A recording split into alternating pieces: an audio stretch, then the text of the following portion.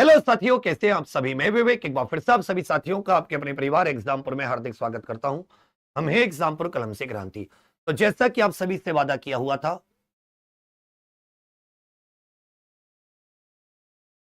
कि भाई हम लोग ये 10 दिन की मेहनत तो लगेगी, जी जान तो लगेगी, लेकिन पूरा सिलेबस जीके का हमारे काबू में आ जाएगा। और जीके आप किसी भी यूपीएससी के टॉपर से पूछ लो, जीके ही वो है। और जीके क्यों ना हो, जब थ्योरी कराते तब वो उस टॉपिक को पूरा करते नहीं है, फिर पेपर में जाके परेशान होते हैं। तो देखिए 23 तारीख का हमारा महिला सशक्तिकरण सोशल मीडिया अच्छे से हो गया। अब कोई क्वेश्चन करोगे, किसी ने फालतू ही क्वेश्चन टेस्ट सीरीज में डाले होंगे जो उससे खुद से नहीं होंगे तो कहता नहीं हूं, वरना आपका कोई क्वेश्चन नहीं रुकेगा। आज सुबह महत्वपूर्ण सम्मेलन, इससे भी कोई क्वेश्चन बाहर नहीं जाएगा। आज पुलिस और सामान्य प्रशासनिक व्यवस्था कर लेते, मां सरस्वती मेरे श्याम बाबा ने चाहा तो फिर इससे भी बाहर नहीं जाएगा। कल सुबह आत्मनिर्भरता औद्योगिक विकास, रात को मानवाधिकार, परसों प्राकृतिक घटनाएं, आंतरिक सुरक्षा आतंकवाद, अगले दिन मेले खेल पुरस्कार और उसके रात को कृषि। जैसे 7-10 टॉपिक कंप्लीट होंगे, शनिवार की रात को पूरी केवल क्वेश्चन की मैराथन। और जो कहते हैं ना कर लो सिलेबस मुट्ठी में, उसके बाद में तुम मुझे बताना किसी भी टेस्ट सीरीज में वो क्या कहता था, अमेरिका कौन हो तुम, अब तुम कहना क्या है बे तू, आनंद ही आ जाएंगे।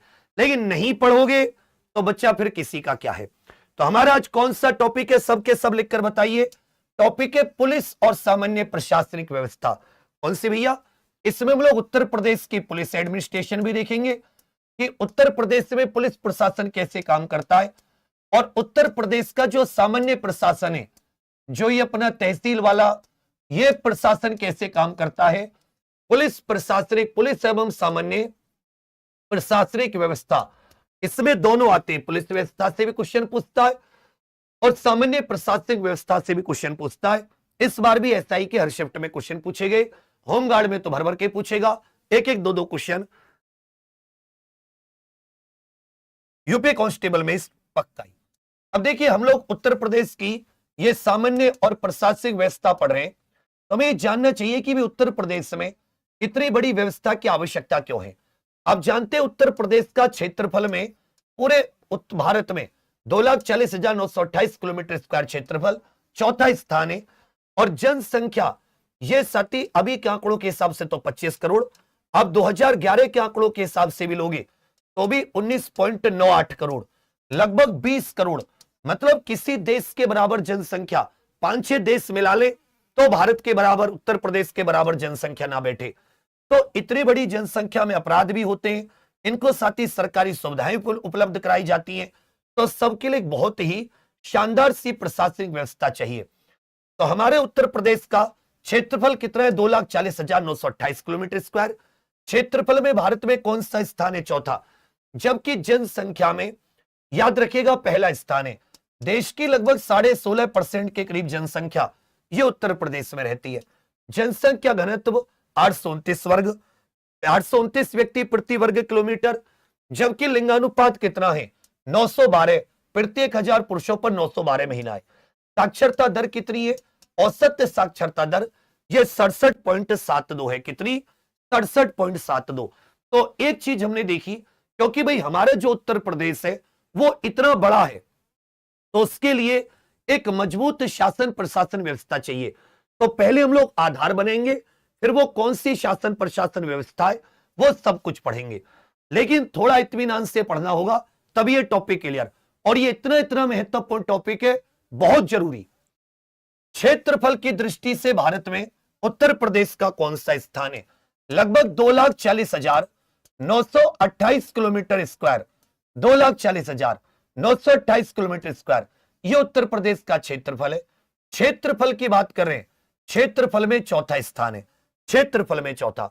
उत्तर प्रदेश का कुल क्षेत्रफल ये स्क्वायर किलोमीटर या किलोमीटर स्क्वायर में कितना है?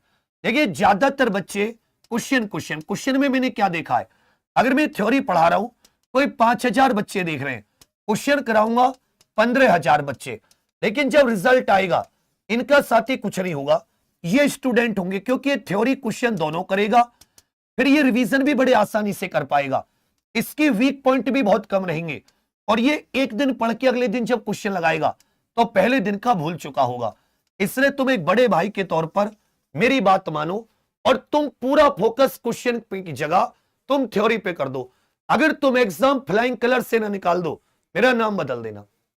2,40,928 किलोमीटर स्क्वायर, 2,40,928 उत्तर प्रदेश का जनसंख्या घनत्व।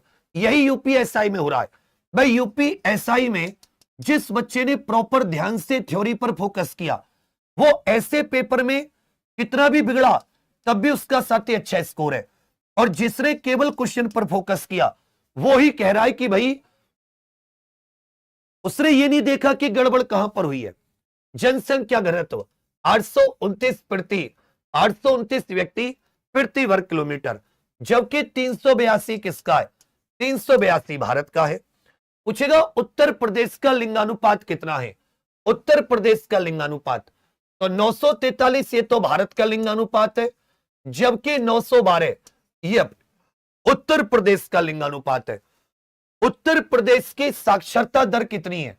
उत्तर प्रदेश की ये बताइए। जो उत्तर प्रदेश की जनसंख्या है भाई, जनसंख्या में पहला स्थान, वो भारत की जनसंख्या का कितना प्रतिशत है?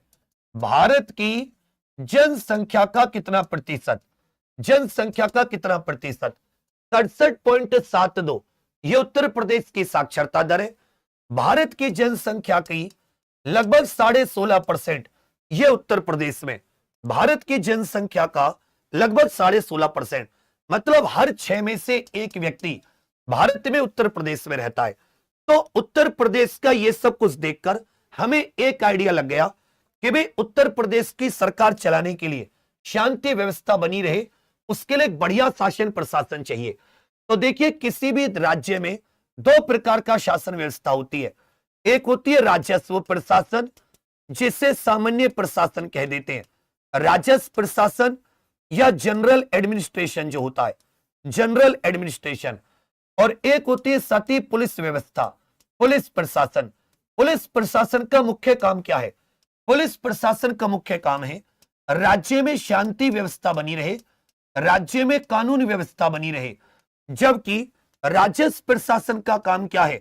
जो सती कर आदि की वसूली, जो टैक्स आदि होता उसकी वसूली, सरकारी सेवा जो होती है, ये सब जनता को उपलब्ध रहे। जमीन जायदाद के मुद्दे आदि सुलझाना, किसकी प्रॉपर्टी कैसे, ये सब किसका है? राजस्व अथवा सामान्य प्रशासन। तो हम भी दोनों प्रकार का प्रशासन पढ़ेंगे। पहले हम लोग कौन सा पढ़ेंगे? जो सामान्य प्रशासन होता है, जिसे राजस्व प्रशासन भी कह सकते हैं। कि उत्तर प्रदेश में सामान्य प्रशासन, आपने देखा कितना बड़ा उत्तर प्रदेश है, कितनी ज्यादा जनसंख्या है। 2,40,928 किलोमीटर स्क्वायर का क्षेत्रफल, लगभग 25 करोड़ के करीब वर्तमान में, 24-25 करोड़ 2011 में, आज से 15-16 साल पहले भी 20 करोड़ जनसंख्या थी। तो इसको संभालने के लिए आपको छोटे छोटे हिस्सों में शासन प्रशासन को बांटना पड़ेगा। यस या नो?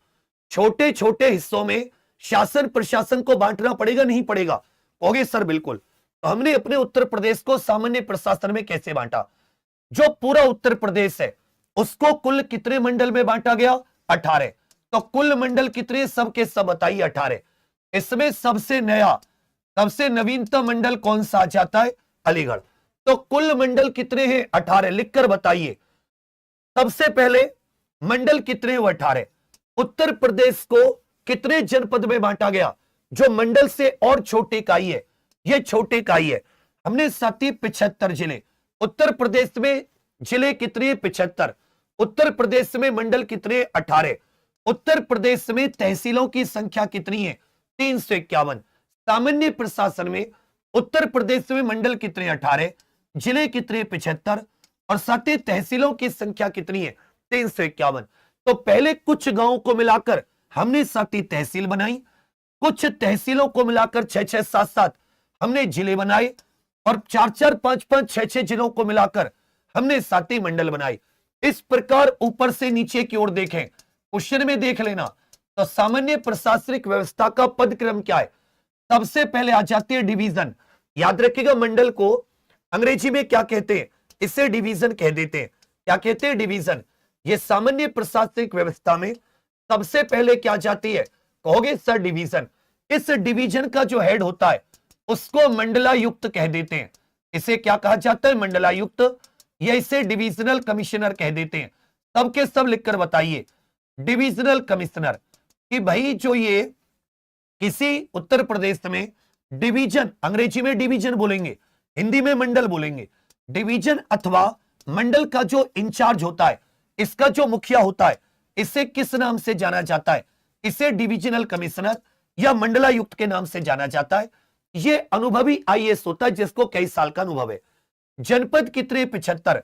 जनपद की जो सामान्य प्रशासनिक व्यवस्था है उसका कौन होता है? डिस्ट्रिक्ट मजिस्ट्रेट, जिसको जिला मजिस्ट्रेट भी कह देते हैं, जिसको साथ ही जिलाधिकारी भी कह दिया जाता है। अपने उत्तर प्रदेश में इसे जिलाधिकारी भी कह दिया जाता है। यह सामान्य राजस्व प्रशासन का, सामान्य प्रशासन जो होता है जनपद का, उसका प्रमुख होता है। इसी को राजस्व मामलों में कलेक्टर कह दिया जाता है। इसी को राजस्व मामलों में क्या कह दिया जाता है? कलेक्टर कह दिया जाता है। जबकि तहसील, तहसील में 2 अधिकारी होते हैं। अगर तहसील की प्रशासनिक व्यवस्था की बात करूं, तहसील की प्रशासनिक व्यवस्था, तहसील की प्रशासनिक व्यवस्था तो यह होती है एसडीएम के अधीन। किसके अधीन? Sub divisional magistrate. और राजस्व मामलों में जो तहसील होती है वो तहसीलदार के अधीन होती है, राजस्व मामलों में तहसीलदार। तो इस प्रकार से उत्तर प्रदेश की सामान्य प्रशासनिक व्यवस्था ये तो होगी साथी राजस्व वाली। अगर हम लोग अपनी विकास की बात करें कि विकास के लिए जो डेवलपमेंट पैसा आता है, योजनाएं संचालित होती हैं, उसमें हमने उत्तर प्रदेश को कितने विकास खंडों में बांटा है? उत्तर प्रदेश को याद रखेगा 826 विकास खंडों में। उत्तर प्रदेश को कितने विकास खंडों में बांटा गया? 826। जबकि न्याय पंचायत कितनी है? 8135। उत्तर प्रदेश में ग्राम पंचायत देखिए कई आंकड़ों के हिसाब से 58,000। एक गवर्नमेंट की वेबसाइट है उस पर 57,695 भी लिखी हुई है। जबकि एक यूपीएसआई में क्वेश्चन आया था 2017-21 में, उसमें 59,000 कुछ मानी थी। उसमें कितनी मानी थी? 59,000। तो या तो 57,695 या 58,189, इनमें से कोई एक आएगा। दोनों आए तो आप किसी को भी लगा देना, क्योंकि ये भी एक गवर्नमेंट की वेबसाइट पर है। तो ग्राम पंचायतों की संख्या 58,189, न्याय पंचायत 8,135, जबकि साथी विकास खंड कितने हैं? 826। तहसील कितनी है? 351। ब्लॉक, डेवलपमेंट ब्लॉक कितने हैं? 826। न्याय पंचायत 8,135 और 58,189 या 57,695 ये क्या हो जाती है? हो गए साथी इसमें ग्राम पंचायतें। अब बताइए उत्तर प्रदेश में कुल कितने मंडल हैं?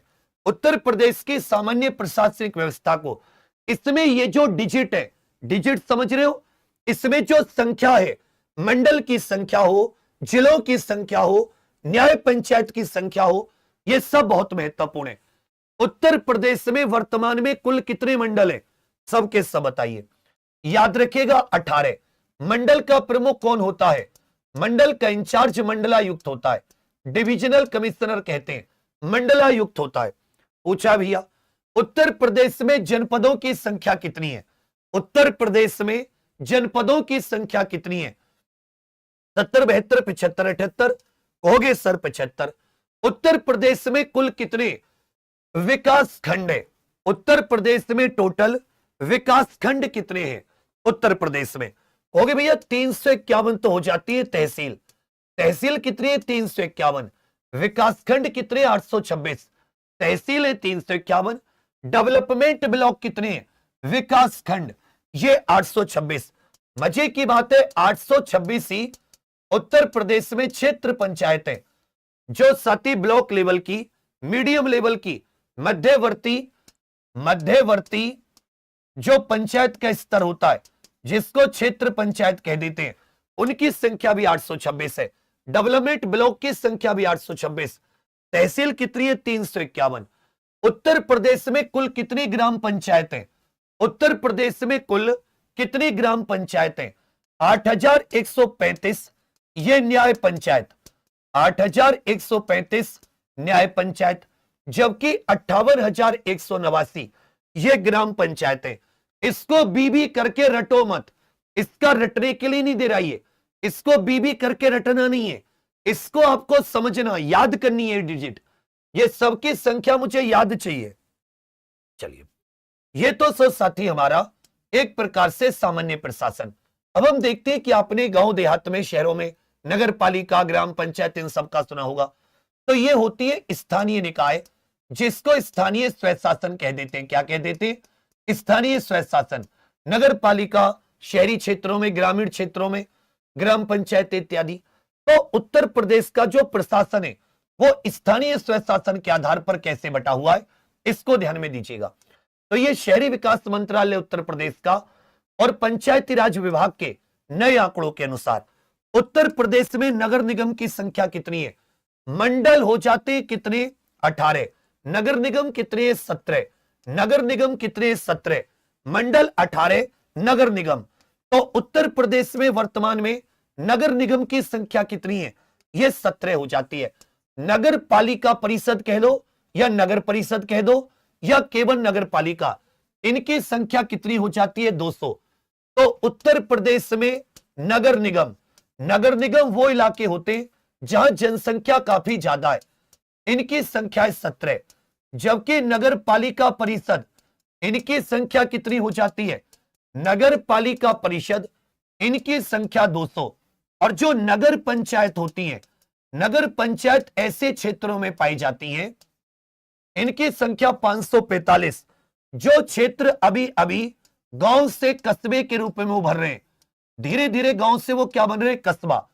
और कोई अगर कस्बे से शहर की तरफ विकसित हो रहा है, यह नगर पालिका।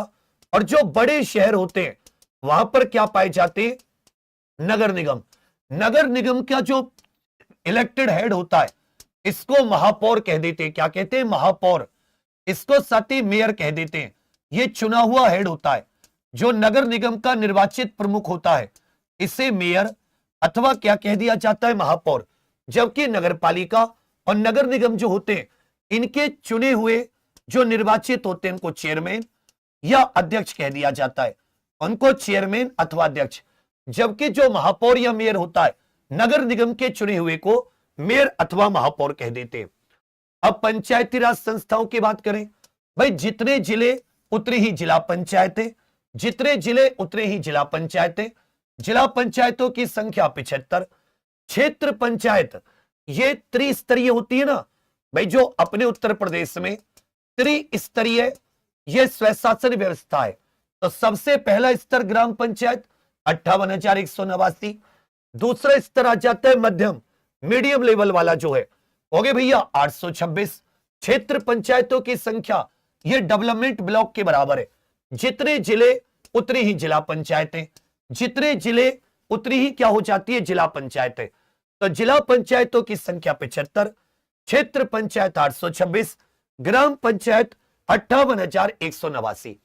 अब आप ये कहोगे कि ऐसे कौन से कानून है भारत उत्तर प्रदेश में जिन कानून से जिला पंचायतें, क्षेत्र पंचायतें आदि बनती हैं? तो ये बहुत इंपॉर्टेंट कानून है, इनका ध्यान दीजिएगा। देखिए, उत्तर प्रदेश में सबसे पहले कानून आया उत्तर प्रदेश पंचायती राज एक्ट। उत्तर प्रदेश का पहला महत्वपूर्ण कानून कौन सा था? उत्तर प्रदेश पंचायती राज एक्ट। कब आया? 1947 में। इसी के द्वारा ग्राम पंचायत और ग्राम सभाओं का गठन, उनकी शक्तियों का प्रावधान इसी में। यही कहता है उत्तर प्रदेश पंचायती राज अधिनियम की धारा 12 कि अगर कोई साथी ग्राम पंचायत है तो ग्राम पंचायत का एक तो मुखिया हो जाता है, जिसको प्रधान कह देते हैं, और इसके वार्ड से जो सदस्य चुने जाते हैं उनकी संख्या 9 से लेकर 15 होती है।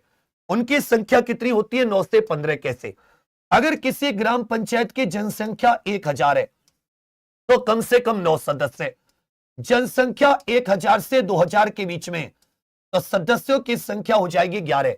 अगर किसी ग्राम पंचायत की जनसंख्या 2000 से 3000 है तो संख्या हो जाएगी 13। और अगर किसी की जनसंख्या 3000 प्लस है तो सदस्यों की संख्या कितनी हो जाएगी? 15। लेकिन यूपी SSS ने एक बार क्वेश्चन पूछा, उसमें 7 से 17 मानी। भगवान ही मालिक है, क्यों मानी? क्योंकि आप इसकी धारा 12 पढ़ोगे तो साफ कह रखा है कम से कम कितने होने चाहिए? 9। अधिकतम कितने होने चाहिए? कहोगे सर 15। ये पंच होते हैं, जिनको पंच कह देते हैं, वार्ड मेंबर कह देते हैं। तो यूपी पंचायती राज, इसके द्वारा 1947 इसी कानून के द्वारा ग्राम पंचायतों का गठन होता है। इसमें जब 73वां संविधान संशोधन आया तो उसके बाद में इसमें संशोधन किया गया। जो यूपी में क्षेत्र पंचायतें बनाई गई हैं, इसके लिए अलग से कानून है। क्षेत्र पंचायतों की संख्या कितनी है? 826। इसका कानून कब आया? 1961 में। क्षेत्र पंचायतों का कानून कब आया? 1961। जो मध्यवर्ती या ब्लॉक लेवल की होती हैं और जिला स्तर की पंचायतों का गठन, तो ब्लॉक और जिला दोनों का गठन किससे हुआ? यूपी क्षेत्र पंचायत तथा जिला पंचायत अधिनियम 1961। जबकि ग्राम पंचायतों का गठन 1947 के कानून के द्वारा। यूपी पंचायत विधि अधिनियम, जब 73वां संविधान संशोधन तो राज्य के पंचायत के कानून में बदलाव, यह 1994 में हुआ। अब बताइए, उत्तर प्रदेश में वर्तमान में कुल कितने नगर निगम है? उत्तर प्रदेश में वर्तमान में कुल कितने नगर निगम? तो जो छोटे छोटे एक्ट है, ये बहुत इंपॉर्टेंट है। उत्तर प्रदेश में वर्तमान में कुल कितने नगर निगम है? देखिए, नगर निगम के लिए उत्तर प्रदेश में नगर निगम के लिए एक कानून आया है सन 1959 में, और इसी कानून के जरिए कानपुर उत्तर प्रदेश का पहला नगर निगम बना था। कानपुर उत्तर प्रदेश का पहला नगर निगम। जबकि भारत के पहले नगर निगम को भी एक बार पूछा है। भारत का जो पहला नगर निगम है, भारत का पहला नगर निगम, यह साथी उस समय का ग्रेटर चेन्नई, जिसे मद्रास नगर निगम कहा जाता था, जो वर्तमान में चेन्नई है, जो वर्तमान में चेन्नई नगर निगम है 1688-1687 के दौरान। जबकि नगर निगम अधिनियम 1959 के द्वारा उत्तर प्रदेश का पहला नगर निगम यह कानपुर। नगर निगम की संख्या कितनी है? 17। जबकि मंडल की संख्या कितनी है? कहोगे सर 18। बहुत अच्छे से क्वेश्चन पढ़िएगा। उत्तर प्रदेश में ग्राम पंचायतें और ग्राम सभाओं के गठन का प्रावधान, यह किस अधिनियम के तहत? ग्राम पंचायतों का गठन उत्तर प्रदेश में किस कानून के द्वारा? देखिए, क्षेत्र पंचायत और जिला पंचायत। तो इससे तो जो ब्लॉक लेवल पर जो साथी क्षेत्र पंचायत का गठन होता है, यह 1961 के कानून के द्वारा। 1947 के कानून के द्वारा यूपी पंचायती राज एक्ट कब आया? 1947 में। इसी कानून के द्वारा, अच्छे से याद रखिएगा, यह ग्राम पंचायतों का गठन होता है। किसका? ग्राम पंचायतों का गठन। उत्तर प्रदेश में ब्लॉक स्तर पर कार्यरत क्षेत्र पंचायतों की कुल संख्या कितनी है? ब्लॉक स्तर पर कार्यरत क्षेत्र पंचायतों की कुल संख्या तो 75 हो जाती है जिला पंचायत। 75 क्या हो जाती है? जिला पंचायत। 545 क्या हो जाती है? ये नगर पंचायत।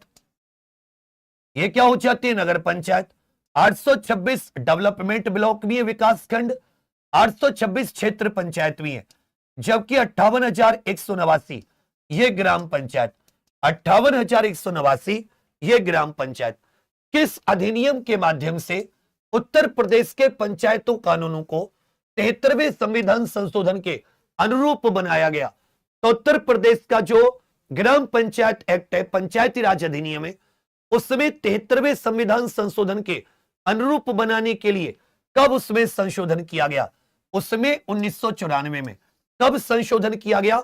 1994 में।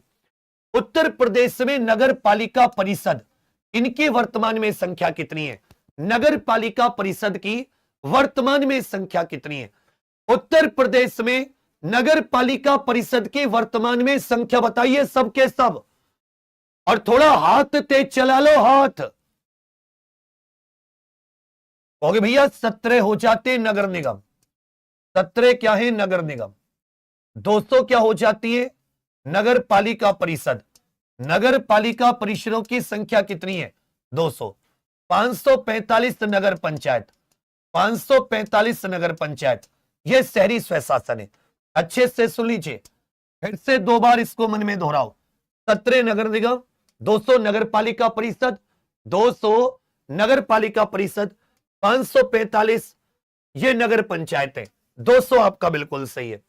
यूपी पंचायती राज अधिनियम यह किस वर्ष पारित किया गया? उत्तर प्रदेश में पंचायती राज एक्ट 1961 में क्षेत्र पंचायत वाला, क्षेत्र पंचायत और जिला पंचायत। 1959 में नगर निगम वाला, 1959 में नगर निगम, जबकि 1947 में यूपी पंचायती राज एक्ट। जो अपनी नगरीय स्वशासन है, ये कौन कौन से कानून के तहत काम करता है वो देख लीजिए। यूपी नगर पालिका अधिनियम जो है ये 1916 में आया अंग्रेजों के समय पर। तो जो नगर पालिका परिषद बनती है, नगर पंचायतें बनती हैं, ये यूपी नगर पालिका अधिनियम के द्वारा, जो नगर पालिका परिषद और नगर पंचायत बनती है, ये यूपी नगर पालिका अधिनियम 1916 के द्वारा। उत्तर प्रदेश में जो म्यूनिसिपल कॉरपोरेशन है, ये तो म्यूनिसिपल कॉरपोरेशन जिसको नगर निगम कहते हैं, ये 1959। इसी के द्वारा उत्तर प्रदेश का पहला नगर निगम कौन बना? ये कानपुर। यूपी नगरीय शासन स्थानीय स्वशासन विधि 74वें संविधान संशोधन आने के बाद में इसमें 1994 में संशोधन किया गया। जैसे अब इसी के तहत उत्तर प्रदेश का पहला नगर निगम कहोगे सर कानपुर। 1959 के कानून के द्वारा पहला नगर निगम कौन सा बनाया गया? ये कानपुर। उसके बाद में आप देखोगे अन्य जो थे लखनऊ, प्रयागराज, जबकि आगरा, वाराणसी, मेरठ इन्हें साथ ही फिर आगे आने वाले सालों में बनाया गया। उत्तर प्रदेश का पहला नगर निगम, उत्तर प्रदेश का पहला नगर निगम कौन सा है? उत्तर प्रदेश का पहला नगर निगम कौन सा है? उत्तर प्रदेश का पहला नगर निगम कौन सा है? ध्यान दीजिएगा सबके सब। उत्तर प्रदेश का पहला नगर निगम हो गया सर। उत्तर प्रदेश का पहला नगर निगम यह कानपुर है।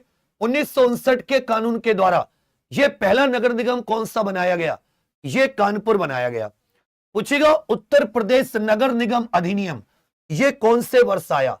उत्तर प्रदेश नगर निगम अधिनियम, यहां पे नगर निगम की बात है। 1916 में यह उत्तर प्रदेश नगर पालिका, उत्तर प्रदेश नगर परिषद या नगर पालिका परिषद एक्ट, उत्तर प्रदेश नगर पालिका परिषद एक्ट 1916 का, नगर निगम अधिनियम 1959 का, यह पंचायती राज अधिनियम 1947 का, पंचायती राज एक्ट 1947 का। नगर पालिका परिषदों के लिए यह कौन सा कानून लागू होता है? उत्तर प्रदेश में वर्तमान में नगर पालिका परिषदों का जो गठन होता है, इनमें से कौन से कानून के द्वारा? इनमें से कहोगे सर पंचायती राज एक्ट के द्वारा तो ग्राम पंचायत, नगर निगम अधिनियम 1959 के द्वारा बड़े शहरों में नगर निगम, ये नगर पालिका परिषद इत्यादि, ये 1916 का जो कानून है इसके द्वारा, 1916 के कानून के द्वारा 74वें संविधान संशोधन के प्रावधानों को उत्तर प्रदेश में किस अधिनियम के माध्यम से लागू किया गया? तो यूपी नगरीय स्थानीय स्वशासन विधि 1994 के द्वारा। चलिए, बड़े शहरों के नगर निगम के प्रशासन के लिए कौन सा कानून जिम्मेदार है? तो बड़े शहरों में जो नगर निगम का गठन होता है, इनमें से किस कानून के द्वारा? भाई नगर पालिका की बात करें, इसमें तो नगर पालिका परिषद और नगर पंचायत। उत्तर प्रदेश नगर निगम अधिनियम 1959 के द्वारा, उत्तर प्रदेश नगर निगम अधिनियम 1959। जबकि शहरी नियोजन जो होता है, ये जो एक डेवलपमेंट विकास योजना होती है किसी शहर की, ये जो प्राधिकरण नहीं होते विकास प्राधिकरण, जैसे Prayagraj development authority, Gorakhpur development authority, Ghaziabad development authority, ये सब 1973 वाले कानून के तहत, ये सब 1973। कुछ और भी देख लेते, जैसे उत्तर प्रदेश में शहरी नियोजन और विकास अधिनियम, यह किस वर्ष आया लिखकर बताइए? 1973 में। उत्तर प्रदेश शहरी नियोजन, अभी तक हमने क्या पढ़ा है? अभी तक हमने मोटे तौर पर उत्तर प्रदेश की जो एक शासन व्यवस्था है, उसमें नगर निगम से लेकर जो मंडल होते हैं, उन सब के बारे में कि भाई किसका गठन कब हुआ, किसका गठन कब हुआ है, ये बहुत बहुत इंपॉर्टेंट है। इस चीज को सबके सब थोड़ा सा ध्यान दीजिएगा, इस सबको, ये बहुत ज्यादा इंपॉर्टेंट है, इस चीज को सबके सब थोड़ा सा भैया ध्यान दीजिएगा। चलिए, उत्तर प्रदेश पुलिस भर्ती एवं प्रोन्नति बोर्ड की बात करें तो इसका गठन कब हुआ? 2 दिसंबर 2008। इसका गठन कब हुआ? यूपी पीआरपीबी का गठन, यूपी पीआरपीबी का गठन, उत्तर प्रदेश पुलिस भर्ती एवं प्रोन्नति बोर्ड। इसकी फुल फॉर्म देख लीजिए, UP police recruitment and promotion board, Uttar Pradesh police भर्ती एवं पदोन्नति बोर्ड भी कह देते हैं। 2 दिसंबर 2008। इसका हेडक्वार्टर कहां पर है? लखनऊ। यूपी पुलिस में गैर राजपत्रित नॉन गजेटेड पदों के लिए पारदर्शी कुशल भर्ती एवं पदोन्नति सुनिश्चित करने के लिए, जबकि जो अधीनस्थ सेवा चयन आयोग है यूपी ट्रिपल एससी, यूपी सब ऑर्डिनेट सर्विसेज सिलेक्शन कमीशन, इनकी फुल फॉर्म पूछ लेगा। यह सर्वप्रथम 1988 में एक अध्यादेश के माध्यम से बना, हेडक्वार्टर लखनऊ। लेकिन वर्तमान में इसके लिए जो नया अधिनियम आया है यह यूपी ट्रिपल एससी एक्ट 20 जून 2014 से यह राज्य सरकार के अधीन ग्रुप सी और ग्रुप डी की भर्ती परीक्षाएं आयोजित करता है। इसका हेडक्वार्टर भी लखनऊ में। भूमि और राजस्व अधिनियम देखे उत्तर प्रदेश के, कि उत्तर प्रदेश में भूमि समेकन जिसको चकबंदी एक्ट कहते हैं, यह कब आया 1953 से। 4 मार्च 1954 को इसको राष्ट्रपति की मंजूरी मिली है।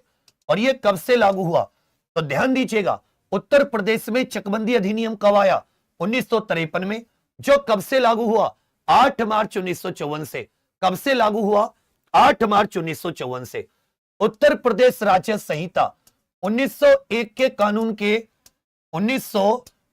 कानून के स्थान पर, इसके जगह 1901 का एक कानून हुआ करता था, उसके स्थान पर जो लैंड भू राजस्व अधिनियम था उसके स्थान पर उत्तर प्रदेश राज्य संहिता, जिसको 2012 में राष्ट्रपति की मंजूरी मिली, आंशिक तौर पर 2015 में और पूरी तरीके से 11 फरवरी 2016 को लागू हुई। उत्तर प्रदेश जमींदारी उन्मूलन और भूमि सुधार अधिनियम, यह साथ ही 1 जुलाई 1952 से लागू।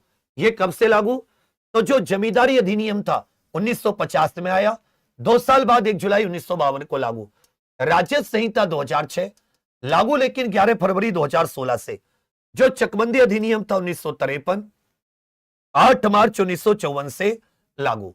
पहली चकबंदी की बात करें तो पहली चकबंदी 1954 मुजफ्फरनगर की कैराना, अब तो शामली में आ गया है, और यह सुल्तानपुर की मुसाफिर खाना, यह भी साथ ही दूसरे जिले में पहुंच गई है। तो कैराना और मुसाफिर खाना, इन तहसीलों में चकबंदी का उद्देश्य क्या होता है पूछ लेगा कि चकबंदी व्यवस्था का मतलब क्या है। जो छोटे छोटे भूखंड होते हैं, जो खंडित भूखंड होते हैं, उनका साथी विलय करके जिससे कि उत्पादन क्षमता, कृषि दक्षता में सुधार हो सके, भूमि विवाद समाप्त हो सके। तो बताइए, Uttar Pradesh police recruitment and promotion board UPPRPB, इसकी फुल फॉर्म क्या होगी? Uttar Pradesh police recruitment and promotion board UPPRPB, Uttar Pradesh police भर्ती एवं पदोन्नति बोर्ड की स्थापना यह किस तिथि को की गई? इसका हेडक्वार्टर कहां पर है? लखनऊ में। 2 दिसंबर 2008। 2 दिसंबर 2008। 8 मार्च 1954 से यह चकबंदी अधिनियम लागू हुआ 1953 वाला। 1 जुलाई 1952 से जमींदारी कानून लागू करने वाला उत्तर प्रदेश पहला राज्य था, जबकि 20 जून 2014 को यूपी ट्रिपल एससी का वर्तमान Uttar Pradesh subordinate services selection commission, Uttar Pradesh अधीनस्थ सेवा चयन आयोग का मुख्य उद्देश्य किन पदों के लिए भर्ती परीक्षा? सबसे पहले इसकी स्थापना 1988 में एक अध्यादेश के माध्यम से, और इसका जो वर्तमान स्वरूप है, इसका जो वर्तमान स्वरूप है वो 2014 में आया। 2014 में यह याद रखिएगा, ग्रुप सी और ग्रुप डी की भर्ती, ग्रुप सी और ग्रुप डी। उत्तर प्रदेश में जमींदारी उन्मूलन और भूमि सुधार अधिनियम 1950 किस तारीख से प्रभावी हुआ? जमींदारी उन्मूलन और भूमि सुधार।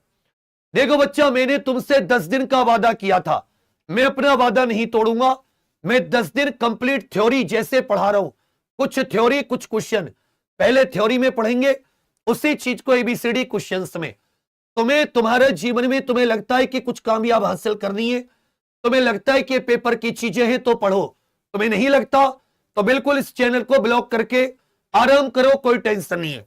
नहीं लगी सरकारी नौकरी तो भी तो जलालत की जिंदगी भी तो जी जाती है, तो क्या दिक्कत हो जाएगी?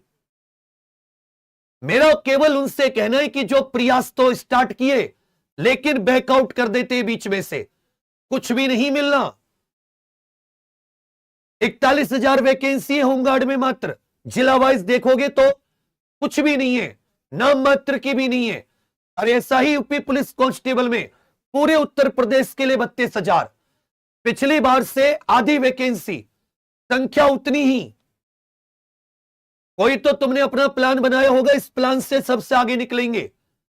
बिना प्लानिंग के जाओ। पहले कंटेंट की कमी होती थी, अब तो बच्चों को आधा घंटा थ्योरी नहीं पढ़ी जा रही है, और यही एकमात्र कारण है जो नहीं हो रहा सिलेक्शन। नहीं तो अब कितने भी कमजोर क्यों ना हो, एवरेज से एवरेज, अब ध्यान तो दो एक बार। हमें तुम्हारे लिए मेहनत, में तो पागल ही हूं फिर तो। जमींदारी उन्मूलन, मेरा कि बाकियों से 2 क्वेश्चन तो ज्यादा करके आओगे, 5 क्वेश्चन तो ज्यादा करके आओगे। एक एक क्वेश्चन की लड़ाई होती है। जमींदारी 1 जुलाई 1952 से, जबकि राज्य संहिता जो है, उत्तर प्रदेश राज्य संहिता, यह कब से लागू हुई? पूरी तरीके से 11 फरवरी 2016 से। जो चकबंदी अधिनियम है, यह कब से लागू हुआ? 8 मार्च 1954 से। उत्तर प्रदेश में पहला चकबंदी वर्ष 1954 में किन स्थानों से प्रारंभ हुई? उत्तर प्रदेश में पहली चकबंदी यह किन स्थानों से प्रारंभ हुई है? उत्तर प्रदेश में पहली चकबंदी यह कैराना और मुसाफिर खाना। उत्तर प्रदेश राज्य संहिता यह कब लागू हुई? उत्तर प्रदेश राज्य संहिता 11 फरवरी 2016 से। चलिए, उत्तर प्रदेश राजस्व परिषद की बात करें। यह साथी राजस्व मामलों की सर्वोच्च संस्था है। राजस्व मामलों की सर्वोच्च संस्था, यह राजस्व मामलों की कैसी संस्था है? सर्वोच्च संस्था है। राजस्व, जमीन जायदाद आदि से जुड़े मामलों की। इसकी सबसे पहले स्थापना 1831 इलाहाबाद, वर्तमान प्रयागराज में हुई, जिसको Uttar Pradesh board of revenue या यूपी BOR भी कह देते, बोर्ड ऑफ रेवेन्यू, या जिसे राजस्व परिषद भी कह दिया जाता है। यह राजस्व प्रशासन हेतु सर्वोच्च न्यायिक और प्रशासनिक दोनों। इसका प्रशासनिक मुख्यालय लखनऊ में। इसमें 3 सदस्य होते हैं, एक अध्यक्ष प्लस 2 सदस्य। इसका सदस्य बनने के लिए याद रखेगा, अध्यक्ष तो सीनियर लेवल के अधिकारी होते हैं, IAS। इसका कम से कम, इसके लिए न्यूनतम योग्यता कम से कम मंडलायुक्त, या तो वर्तमान मंडलायुक्त हो या पहले साथी डिविजनल कमिश्नर रह चुके हो। जबकि न्यायिक मुख्यालय प्रयागराज में, इसमें 7 सदस्य होते हैं। इसके न्यायिक सदस्य बनने के लिए न्यूनतम योग्यता, यह कलेक्टर का पद है। न्यूनतम योग्यता किसका है? कहोगे सर कलेक्टर का पद है। तो इसकी प्रशासनिक कहां पर है? लखनऊ में। जबकि न्यायिक कहां पर है? यह प्रयागराज में। न्यायिक संरचना में वर्तमान में 7 है। उत्तर प्रदेश राजस्व प्रशासन जो होता है, यह टैक्स आदि की वसूली, जमीन जायदाद से संबंधित, इसका पदानुक्रम देख लीजिए, सबसे ऊपर से लेकर सबसे नीचे। यह बहुत इंपॉर्टेंट है, यहां से क्वेश्चन पूछे गए। तो सबसे पहले सचिवालय हो गया, मुख्य सचिव, चीफ सेक्रेटरी।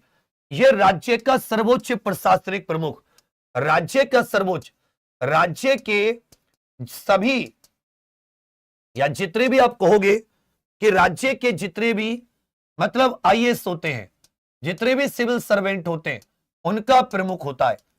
कौन? प्रमुख सचिव, जिसको मुख्य सचिव कह देते हैं। फिर इसमें साथी ये अपने राजस्व परिषद वाले आ जाते हैं, राजस्व परिषद वाले। फिर आ जाते हैं मंडलायुक्त, जो मंडल का हेड कौन होता है? मंडलायुक्त। मंडल का हेड कौन होता है? मंडलायुक्त। मंडल के राजस्व प्रशासन का पर्यवेक्षण, इसको डिविजनल कमिश्नर भी कहते हैं। जिला में मुखिया कौन होता है? जिलाधिकारी। जबकि राजस्व के मामलों में इसी को क्या कह देते हैं? कलेक्टर कह देते हैं। इसी की मदद के लिए एक ADM होता है, ADM रेवेन्यू, ADM जुडिशियल, अलग अलग प्रकार के कई सारे ADM होते हैं। राजस्व मामलों में DM की सहायता। फिर आ जाती है तहसील। तहसील का प्रशासनिक प्रमुख कौन होता है? SDM। तहसील का प्रशासनिक प्रमुख SDM। जबकि तहसील में जो तहसीलदार होता है, यह राजस्व न्यायालय और कर वसूली का प्रभारी, मतलब इसका संबंध राजस्व प्रशासन से। यह क्वेश्चन इस बार UPSI में आया कि निम्नलिखित में से कौन व्यक्ति राजस्व प्रशासन से संबंधित है? जबकि तहसील का एडमिनिस्ट्रेटिव हेड जो होता है, उप जिलाधिकारी। SDM के अंदर हो सकता है एक तहसील में एक से ज्यादा तहसीलदार हो। इसी में एक नायब तहसीलदार होता है, यह भी तहसील के स्तर पर, यह भी साथी राजस्व विवादों का निपटारा करता है। इसका जो पद है वो भी राजस्व न्यायालय के अधीन आता है, तहसीलदार की सहायता इत्यादि। फिर आता है जो राजस्व सर्कल होते हैं, इनका होता है रेवेन्यू इंस्पेक्टर, जिसको कानून गो कह देते हैं। ये कानून गो क्या करता है, लेखपाल के कार्यों का निरीक्षण, और इसी का काम होता है जैसे कोई मृत्यु होगी किसी की, पिता मतलब किसी के पिताजी की, भगवान ना करे, तो उनके जो बच्चों को संपत्ति ट्रांसफर होती है, ये म्यूटेशन इत्यादि में। और सबसे छोटा राजस्व प्रशासन में जो पद होता है वो लेखपाल का होता है। राजस्व प्रशासन में सबसे छोटा पद, राजस्व प्रशासन में सबसे जो साथी निम्न स्तर पर, निम्न स्तर की बात कह सकते हैं, जिसके पास सबसे कम अधिकार होते हैं, सबसे निम्न स्तर पर जैसे आप पाओगे, ये लेखपाल का पद होता है। भूमि रिकॉर्ड जो गांव के खसरा खतौनी, इनका रखरखाव इत्यादि करता है। और ये जो लैंड मैनेजमेंट कमेटी होती है, इसका पदेन सचिव भी होता है। गांव की जो भूमि प्रबंधन सचिव कमेटी होती है, उसका पदेन सचिव भी होता है। तो सबसे पहले आ जाता है राजस्व परिषद मुख्य सचिव, राजस्व परिषद, इसका जो सती एक प्रकार से अध्यक्ष हो जाता है, वो सारे के सारे। मंडलायुक्त मंडल का, फिर आ जाता है जिले का जिलाधिकारी, फिर एडीएम जीएम की मदद के लिए, तहसील का प्रशासनिक प्रमुख एसडीएम, तहसीलदार नायब तहसीलदार, ये राजस्व मामले, लेखपाल के कार्यों का निरीक्षण कानून गो, और लेखपाल ये भूमि खसरा खतौनी। उत्तर प्रदेश राजस्व परिषद की स्थापना ये किस वर्ष हुई थी? उत्तर प्रदेश राजस्व परिषद की स्थापना किस वर्ष हुई थी? उत्तर प्रदेश राजस्व परिषद की स्थापना, बच्चा लगभग 1 घंटा और चाहिए आपका मूल्य समय, लेकिन यह टॉपिक ऐसा हो जाएगा बिल्कुल तार तार, मुंह जुबानी याद जिसे कहते हैं। और तुम्हें तो अच्छा लगेगा जब तुम्हारे टेस्ट सीरीज में कम मार्क्स आते, तुम्हें बुरा लगता ही नहीं लगता। कितने ऐसे जो बिल्कुल बेशरम है, जिन्हें कतई बुरा नहीं लगता, और कितने ऐसे जो ईगो पर लेते हैं। तो 10 दिन कोई ऐसा 14, 18, कोई 20 साल का समय तो नहीं है, अब खत्म हुए, तो केवल 10 दिन का समय देकर अच्छे से पढ़कर फिर तुम देखो एक बार कि कैसा तुम्हारा माहौल बनता है।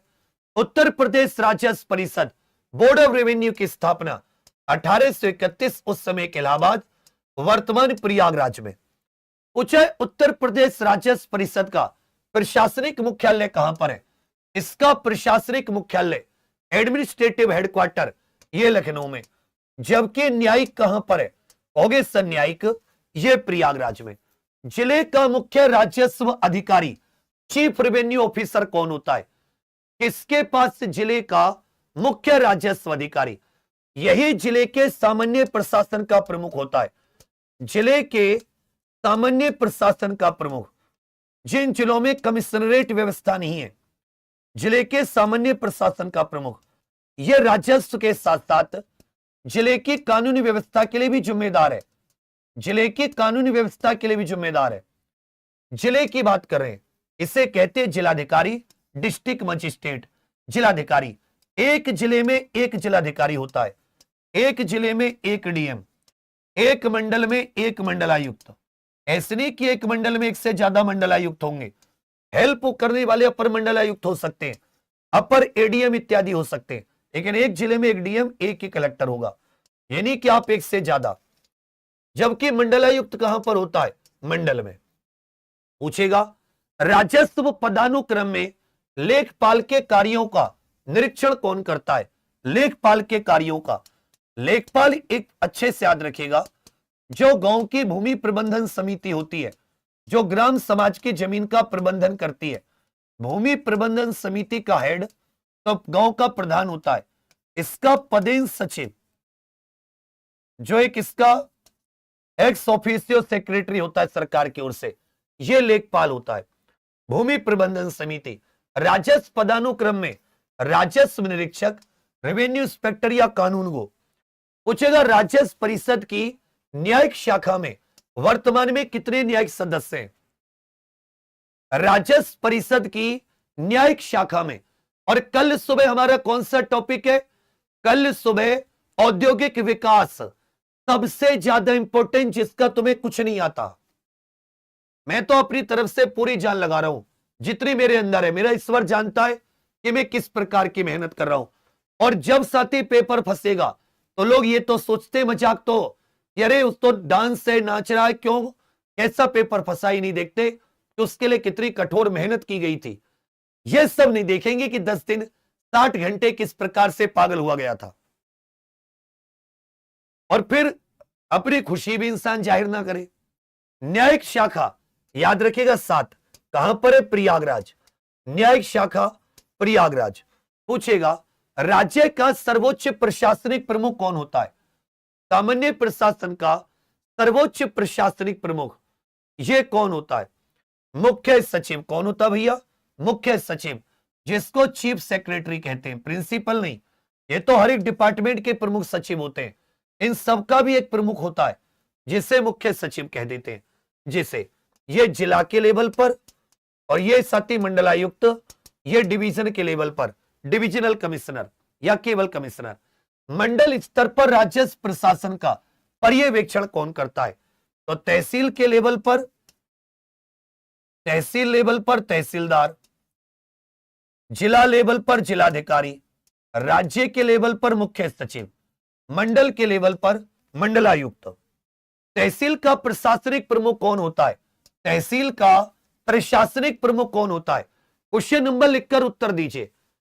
क्वेश्चन नंबर लिखकर कहोगे सर तहसील का प्रशासनिक प्रमुख ये एसडीएम होता है, जबकि तहसील लेवल पर राजस्व प्रशासन, राजस्व वसूली, जमीन जायदाद के विवादों का निपटारा, ये सब साथी कब्जे आदि छुड़ाना, ये सब तहसीलदार। भूमि रिकॉर्ड, जो गांव के किसी भी किसान की जमीन के खसरा खतौनी होते हैं, इनका रखरखाव कौन करता है? मेप आदि का ये लेखपाल रखरखाव करता है। कौन? लेखपाल। अब उत्तर प्रदेश में ये तो हमने स्थानीय स्वय शासन, सामान्य प्रशासन, राजस्व प्रशासन। अब एक विकास प्रशासन जो होती है, जो सरकारी योजनाएं आती हैं उनको कैसे लागू किया जाता है वो देख लेते हैं। तो जैसे कुछ ऐसे मनरेगा इत्यादि की योजनाएं या गांव के विकास की योजनाएं, तो भाई ग्रामीण विकास हो गए, एक अपर मुख्य सचिव इनके राज्य के लेवल पर, और इन्हीं में क्रियान्वयन के लिए राज्य के लेवल पर कमिश्नर या डायरेक्टर होते हैं। मंडल के लेवल पर संयुक्त विकास आयुक्त, उपनिदेशक, पंचायत इत्यादि होते हैं। पंचायत इत्यादि, संयुक्त विकास आयुक्त क्षेत्रीय योजना प्रशासन से संबंधित रीजनल विकास की प्लानिंग, जबकि मंडल में पंचायत गतिविधियों का पर्यवेक्षण के लिए ये डेप्यूटी डायरेक्टर पंचायत होते हैं। इसके अलावा जिला लेवल पर बहुत इंपॉर्टेंट है, अध्यक्ष जो होता है जिला पंचायत का, ये तो बच्चा निर्वाचित होता है, चुना हुआ होता है। एक इसका मुख्य विकास अधिकारी है, ये बहुत इंपॉर्टेंट है। तो जिले का जो सीडी होता है, ये एक आईएएस लेवल का अधिकारी होता है। ये कार्यकारी प्रमुख भी है, जो एग्जीक्यूटिव हेड है। जैसे नगर पालिका आदि का ईओ होता था, भाई नगर आयुक्त क्या होते थे? एक इसको साथी नगर आयुक्त बोला जाता था, या इसको कमिश्नर भी बोल देते थे। ये नगर आयुक्त, जो नगर निगम होती हैं, नगर निगम आदि के ये कार्यकारी प्रमुख होते हैं, एग्जीक्यूटिव हेड। कार्यकारी प्रमुख मतलब सरकार के नुमाइंदे, इन्हीं के साइन आदि होते हैं। जबकि यही अगर नगर पालिका इत्यादि में होते, नगर पालिका या नगर पंचायत में, तो इनको ईओ बोल दिया जाता है, अधिशासी अधिकारी। अधिशासी अधिकारी चुने हुए नहीं होते, ये सरकारी होते हैं, सरकार की ओर से। अधिशासी अधिकारी, एग्जीक्यूटिव ऑफिसर, नगर पालिका। इसी प्रकार जिला स्तर पर जो जिला पंचायत आदि का जितने भी साइन आदि होते हैं सरकारी, एग्जीक्यूटिव हेड, ये मुख्य विकास अधिकारी। ये डिस्ट्रिक्ट रूरल डेवलपमेंट एजेंसी करके जो 1980 की संस्था बनी थी, उसका हेड भी होता है। फिर एक जिला लेवल पर परियोजना निदेशक, ये मनरेगा आदि योजनाओं की देखरेख के लिए। इसी में एक साथी जिला विकास अधिकारी होता है, ये विकास कार्यों में सीडीओ की सहायता करता है।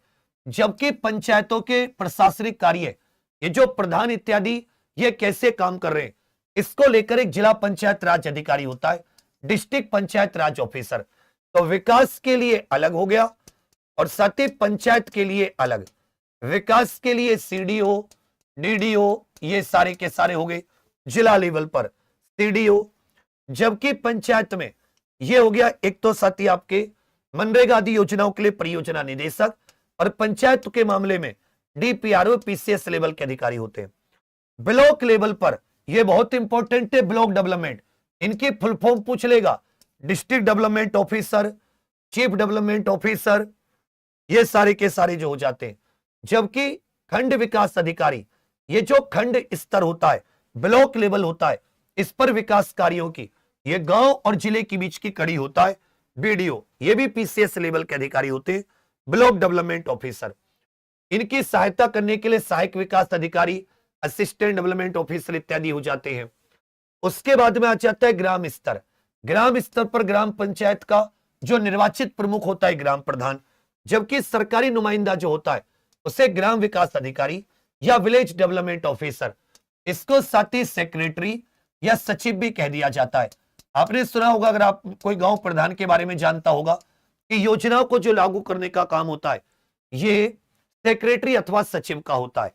ये ग्राम पंचायत अधिकारी भी इसको कह देते हैं, विलेज पंचायत ऑफिसर या विलेज डेवलपमेंट ऑफिसर।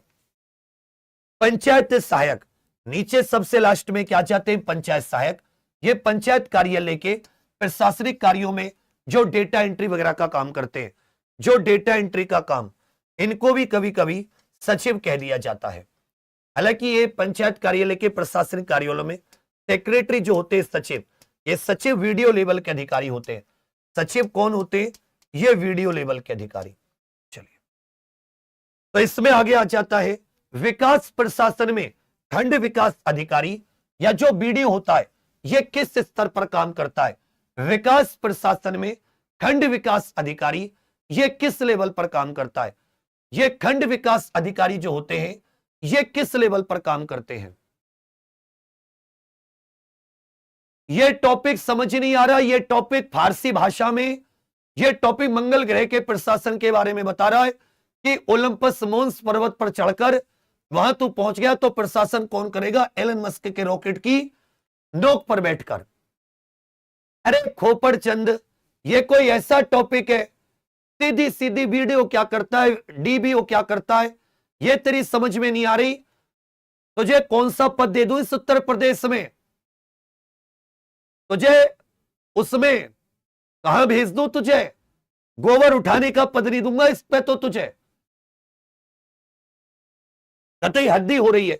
अरे सिंपल है, कितनी तहसील, कौन सी चीज कहां, अपने राज्य जिले के प्रशासन के बारे में बस रोटी खाना पता है तुझे, मुंह से रोटी खा लूं, 2.5 किलो चून डेली निपटा लूं, वो तो तुझे आ जाएगा।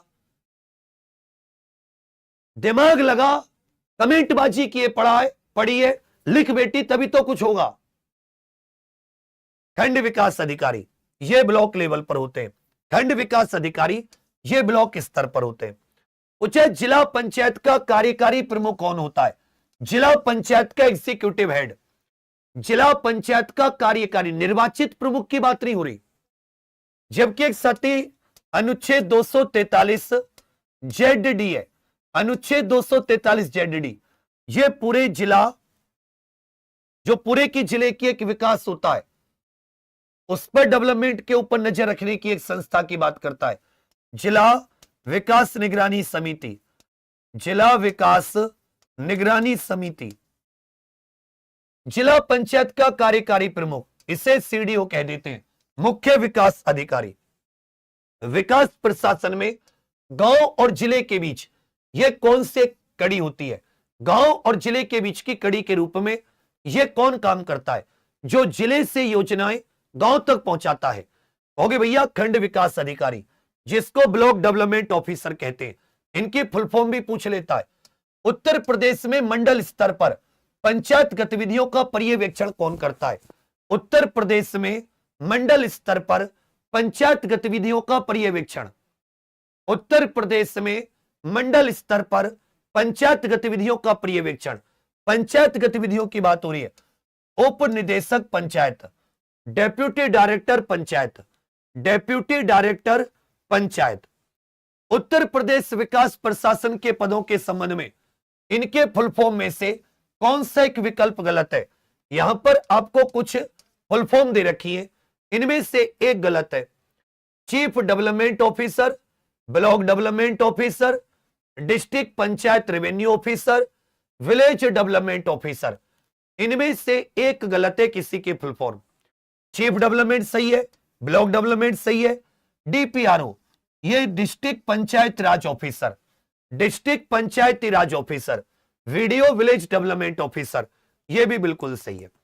चलिए अब आ जाते हैं अपने उत्तर प्रदेश पुलिस पर। ये अब तक हमने कि जो सामान्य प्रशासन होता है, राजस्व प्रशासन उत्तर प्रदेश का कैसे है। अब आ जाता है उत्तर प्रदेश पुलिस का जो पुलिस प्रशासन है वो कैसे है, कानूनी व्यवस्था संभालने के लिए। तो देखिए 1863 में जो 1861 का पुलिस एक्ट है, पुलिस एक्ट या पुलिस अधिनियम 1861 के द्वारा ये पुलिस एक्ट जो आया 1861, इसके लिए साथ ही एक पुलिस सुधार आयोग बना था 1860 में एचएम कोर्ट की अध्यक्षता में। एचएम कोर्ट क्या था, इसका अध्यक्ष था। एचएम कोर्ट की अध्यक्षता में एक आयोग बना 1860 में। इसकी सिफारिश से पुलिस एक्ट 1861 आया और यही एचएम कोर्ट ये उत्तर प्रदेश का पहला आईजीपी बना। उत्तर प्रदेश का पहला आईजीपी, तब जो पुलिस का मुखिया होता था उसे इंस्पेक्टर जनरल कहते थे, जबकि बी एन लाहिरी ये पहले साथी प्रथम ये भारतीय पुलिस प्रथम भारतीय उत्तर प्रदेश पुलिस के इंस्पेक्टर जनरल थे ये पहले।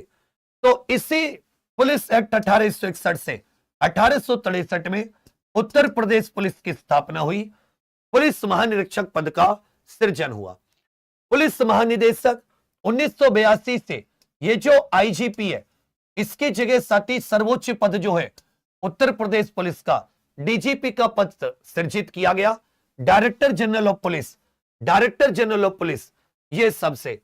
और 1861 के अधिनियम के अनुसार 1982 से पहले पुलिस बल का नेतृत्व कौन करता था, आईजीपी।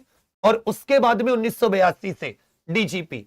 नरेश कुमार उत्तर प्रदेश के पहले साथी डीजीपी बने। उससे पहले क्या हुआ करता था, आईजीपी का पद हुआ करता था। और पहले आईजीपी कौन थे, 1863 में एचएम कोर्ट, 1863 में एचएम कोर्ट। आज भी जो यूपी पुलिस है कहीं कि भाई किसके ऊपर कार्य करती है, किस अधिनियम पर, तो 1861 का जो पुलिस एक्ट है इसी के द्वारा यूपी पुलिस कार्य करती है। उत्तर प्रदेश पुलिस की औपचारिक स्थापना किस वर्ष में पुलिस महानिरीक्षक पद के सृजन के साथ हुई थी, 1857 की क्रांति के बाद में अंग्रेजों ने राज्य की कानूनी व्यवस्था को संभालने के लिए 1860 में एक पुलिस आयोग की नियुक्ति की। और पुलिस आयोग का अध्यक्ष नियुक्ति का इस आयोग का अध्यक्ष कौन था, एचएम कोर्ट। इसी की सिफारिश पर उस समय वायसराय कैनिंग था। यह पुलिस एक्ट 1861 आया और इसी पुलिस एक्ट के द्वारा राज्यों में पुलिस बल की स्थापना हुई। राज्यों में पुलिस बल, तो यहां पर आईजीपी का जो पद है वो 1863 में उत्तर प्रदेश पुलिस की औपचारिक स्थापना। डीजीपी का पद यह किस वर्ष सृजित किया गया, उत्तर प्रदेश में डीजीपी का पद यह किस वर्ष सृजित किया गया, उत्तर प्रदेश में डीजीपी का पद बेटा 1963 रही 1863, क्या कर रहे हो, 1963 रही 1863। कहोगे सर ये 1982 में डीजीपी का पद 1982 में, पहले डीजीपी नरेश कुमार, पहले डीजीपी। वर्तमान में उत्तर प्रदेश पुलिस की कार्यप्रणाली मुख्य रूप से किस कानूनी आधार पर टिकी हुई है, जो उत्तर प्रदेश पुलिस का गठन है वो किसके द्वारा, उत्तर प्रदेश पुलिस का जो गठन है वो इनमें से किस कानून के द्वारा, कहोगे सर पुलिस एक्ट 1861 के द्वारा, पुलिस एक्ट 1861। अब ये भारत में पुलिस सुधारों से संबंधित कुछ महत्वपूर्ण समितियां जिनसे क्वेश्चन पूछ लेता है। सबसे पहले 1857 की क्रांति के बाद में 1860 का पुलिस आयोग जिसको पुलिस कमीशन कहते हैं, एमएच कोर्ट था, मैं एचएम कोर्ट बोल रहा हूं, एमएच कोर्ट कर लेना। एमएच कोर्ट 1857 के विद्रोह के बाद एक साथी पेशेवर नागरिक पुलिस बल की सिफारिश की। इसी की सिफारिश से पुलिस एक्ट 1861 आया, इसी की सिफारिश से और इसी के द्वारा 1863 में यूपी पुलिस की स्थापना। 1861 पुलिस अधिनियम जो वर्तमान पुलिस संरचना है, इंस्पेक्टर जनरल का पद, एसपी का पद, ये सब इसी के द्वारा सृजित किए गए। फिर आ जाते हैं 1902-3 में भारतीय पुलिस आयोग बना। इसका अध्यक्ष था एंड्रयू फ्रेजर। इसी ने साथी प्रांतीय पुलिस सेवा प्रोविंशियल पुलिस सर्विसेज की स्थापना, डीएसपी पद जो है वो इसी की सिफारिश से आया। तो 1902-3 के भारतीय पुलिस आयोग के अध्यक्ष कौन थे? Andrew Fraser. 1971 में गौर पुलिस प्रशिक्षण समिति एमएस गौर करके एक कमेटी बनी। इस कमेटी ने पुलिस के उन्नत प्रशिक्षण पर जोर दिया। 1977-81 में यह साथी राष्ट्रीय पुलिस आयोग, यह बहुत इंपॉर्टेंट है, राष्ट्रीय पुलिस आयोग स्वतंत्रता के बाद यह पहला प्रमुख आयोग था। इसके कुल 8 रिपोर्ट थी। इसके अध्यक्ष कौन थे? धर्मवीर। 1977 से लेकर 1981 तक 8 रिपोर्ट।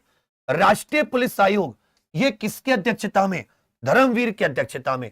1998-99 अटल बिहारी वाजपेयी जी के समय पर यह रिबेरो कमेटी बनी, जिसके अध्यक्ष जूलियो रिबेरो थे। यह पुलिस की जवाबदेही बढ़ाने और पुरानी सिफारिशों की समीक्षा करने के लिए रिबेरो कमेटी का गठन हुआ। साल 2000 में पदम नभैया समिति बनी, के पदम नभैया की अध्यक्षता में, भर्ती, प्रशिक्षण और सामुदायिक पुलिसिंग पर केंद्रित। साल 2000-2003 में मलिमथ समिति बनी, जस्टिस वीएस मलिमथ इसके अध्यक्ष थे। इन्होंने आपराधिक न्याय प्रणाली और फोरेंसिक में सुधार की सिफारिश की। जबकि 2004 में एक गृह मंत्रालय ने रिव्यू कमेटी बनाई। 2005 में सोली सोराबजी कमेटी बहुत इंपॉर्टेंट है, जिसके अध्यक्ष सोली सोराबजी, इन्होंने मॉडल पुलिस एक्ट 2006 का ड्राफ्ट तैयार किया था। तो आपसे पूछेगा कि आदर्श पुलिस अधिनियम या मॉडल पुलिस एक्ट का ड्राफ्ट यह किस कमेटी ने तैयार किया था? सोली सोराबजी कमेटी। तो सबसे पहले 1860 में एमएच कोर्ट की अध्यक्षता वाला, फिर आ जाता है साथी 1902, 1903 में एंड्रयू फ्रेजर वाला, फिर 1971 में गौर कमेटी प्रशिक्षण के लिए, 1977 में इंडियन भारतीय पुलिस आयोग धर्मवीर की अध्यक्षता में पहला आजादी के बाद में, 1998 से 99 रिबेरो कमेटी बनी, और साल 2000 में यह पदम नभैया कमेटी, साल 2003, 2002, 2003 में जस्टिस मालिमथ कमेटी बनी, जबकि 2005 में सोली सोराबजी कमेटी, जिन्होंने मॉडल पुलिस एक्ट 2006 का मसौदा तैयार किया। Model police act, model police act. उसके बाद में 2006 में एक साथी सुप्रीम कोर्ट का फैसला आया, प्रकाश सिंह। इसमें सर्वोच्च न्यायालय ने पुलिस सुधारों के लिए 7 बाध्यकारी निर्देश दिए। 7 बाध्यकारी निर्देश।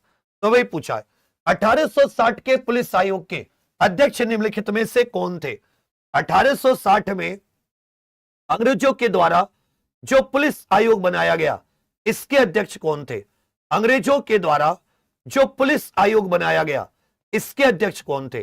अंग्रेजों के द्वारा जो पुलिस आयोग बनाया गया। यह क्लास 2 घंटे की है, 11 बजे तक खत्म हो जाएगी, लेकिन उसके बाद में इस पुलिस प्रशासनिक व्यवस्था की कोई भी चीज ऐसी नहीं होगी जो तुम्हें ना आती हो। एमएच कोर्ट थे। कौन थे? MH court. एंड्रयू फ्रेजर 1902-3 वाले, जूलियो रिबेरो, इनकी कमेटी 1998, 99 में आई। पूछेगा पुलिस के उन्नत प्रशिक्षण पर किस समिति ने जोर दिया? पुलिस के उन्नत प्रशिक्षण पर 1971 में आई यह गौर समिति। 1971 में राष्ट्रीय पुलिस आयोग के अध्यक्ष कौन थे? 1977 से 1981 राष्ट्रीय पुलिस आयोग के अध्यक्ष Soli Sorabjee. 2005 model police act, Dharamvir करके ये इसके अध्यक्ष थे। आदर्श पुलिस अधिनियम का मसौदा यह किस कमेटी ने तैयार किया? आदर्श पुलिस अधिनियम का मसौदा, मॉडल पुलिस एक्ट, यह सोली सोराबजी कमेटी। जबकि के पदम नभैया साल 2000, जूलियो रिबेरो 98 से 99। आपराधिक न्याय और फोरेंसिक सुधार हेतु यह कौन सी समिति बनी थी कि किस प्रकार से क्रिमिनल जस्टिस सिस्टम में सुधार हो, फोरेंसिक इत्यादि? यह मलिमथ कमेटी थी, साल 2003। पूछा पुलिस सुधार हेतु 7 बाध्यकारी निर्देश ये किस फैसले में दिए गए? पुलिस सुधार हेतु यह प्रकाश सिंह फैसला था, सुप्रीम कोर्ट का। आगे आ जाती है पुलिस प्रशासनिक इकाइयां, जिनमें उत्तर प्रदेश की पूरी उत्तर प्रदेश को कवर करने के लिए पुलिस प्रशासन जैसे राजस्व प्रशासन 18 मंडल, ग्राम पंचायत, क्षेत्र पंचायत, नगर निगम, ये सब तहसील इत्यादि। ऐसे पुलिस प्रशासन ने भी अपने आप का विभाजन किया हुआ है। पुलिस जोन सबसे इंपॉर्टेंट याद रखेगा, जो पुलिस होती है राज्य सूची का विषय, किसका? राज्य पुलिस। और जो जनरल कानूनी व्यवस्था होती है, जो पब्लिक ऑर्डर होता है, यह राज्य सूची का विषय। इसमें सबसे ऊपर होता है गृह विभाग। वर्तमान में गृह विभाग किसके पास है? मुख्यमंत्री जी के पास है। गृह सचिव इसका सबसे बड़ा अधिकारी। फिर यह साथी आ जाती है पूरी व्यवस्था। तो उत्तर प्रदेश को कितने पुलिस जोन में बांटा है? 8 पुलिस जोन में। इसके मुखिया कौन होते हैं? एडीजी। कई जगह साथी आईजी भी होते हैं। पुलिस रेंज कितनी उत्तर प्रदेश में? 18। इनका आईजी अथवा डीआईजी। तो जो पुलिस रेंज होती है, इनका चीफ कौन सा होता है? आईजी डीआईजी रेंज का अधिकारी। जबकि पुलिस जोन जो होते हैं, इनकी संख्या है 8। एडीजी जोन का एडीजी या आईजी लेवल का अधिकारी। पुलिस जिलों की संख्या कितनी है? 68। जबकि पुलिस कमिश्नरेट कितनी है? हो गए सर 7। जो पुलिस जिले में पुलिस का प्रमुख होता है, पुलिस जिले में पुलिस का प्रमुख या जिसके जिम्मेदारी कानून का पालन कराना, ये बड़े जिलों में SSP, senior superintendent of police, छोटे जिलों में पुलिस अधीक्षक जिसको एसपी कहा जाता है। हालांकि पुलिस जिले में जो सामान्य प्रशासनिक, जो साथी कानूनी व्यवस्था इत्यादि की जिम्मेदारी है, ये सब डीएम के अधीन ही होती है। एसपी भी डीएम के अधीन होता है, आप ऐसे कह सकते हो। लेकिन जो पुलिस का प्रमुख होता है, जिसे कप्तान भी कह देते हैं, वो पुलिस जिले में एसपी, एसएसपी। जबकि पुलिस कमिश्नरेट कितनी है? 7। मुखिया पुलिस कमिश्नर। ये पुलिस कमिश्नर याद रखिएगा, इसके पास कानूनी शक्तियों के अलावा न्यायिक शक्तियां भी होती हैं। कानूनी शक्तियों के अलावा न्यायिक शक्तियां भी होती हैं। मतलब बेल देने की शक्ति या रिमांड देने की शक्ति या किसी के खिलाफ गिरफ्तारी वारंट निकालने की शक्ति। यह भी साथी एडीजी स्तर का पद होता है। यह भी किसका होता है? एडीजी स्तर का पद। अब पुलिस का पदानुक्रम देख लेते हैं। तो जो उत्तर प्रदेश पुलिस का प्रमुख होता है, उसे डायरेक्टर जनरल ऑफ पुलिस कहते हैं। यह शीर्ष स्तर पर, इसे आप उत्तर प्रदेश पुलिस का सर्वोच्च अधिकारी भी कह सकते हैं। उत्तर प्रदेश पुलिस का सर्वोच्च अधिकारी या उत्तर प्रदेश पुलिस का प्रमुख कौन होता है? Chief of UP police. राज्य स्तर पर उत्तर प्रदेश पुलिस का चीफ कौन होता है? Director general of police, short में डीजीपी। फिर आ जाते हैं एडिशनल डायरेक्टर जनरल, जिनको एडीजी कह देते हैं। एडीजी जैसे कानून व्यवस्था का अलग हो गया, जैसे जोन का एडीजी अलग हो गया। जो उत्तर प्रदेश की छोटी छोटी इकाइयां एसटीएफ, इन सब का ये एडीजी। इसके अलावा कुछ साथी डीजी भी होते हैं, जिनको डीजी में से डीजीपी बनाए जाते हैं। फिर आ जाते हैं पुलिस महानिरीक्षक, इंस्पेक्टर जनरल। आईजी जो हो जाते हैं, ये मुख्य तौर पर रेंज के प्रमुख होते हैं।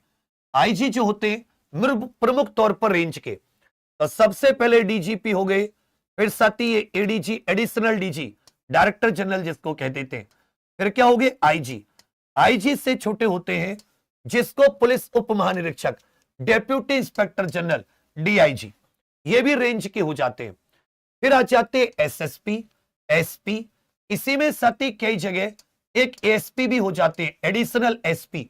जैसे बड़ा जिला है तो छोटे छोटे जो नए एक प्रकार से ट्रेनी आईपीएस आते हैं, या उन्हें एसपी का पद दे दिया जाता है, जो एसपी की मदद करते हैं। एसपी क्राइम, एसपी कुछ और। इसका एक का मतलब एडिशनल एसपी है यहां पे, जिसको साथी एसपी कह देते हैं, एडिशनल एसपी। ये भी किसकी मदद करते हैं? ये मध्यम स्तर के होते हैं, जिला लेवल पर।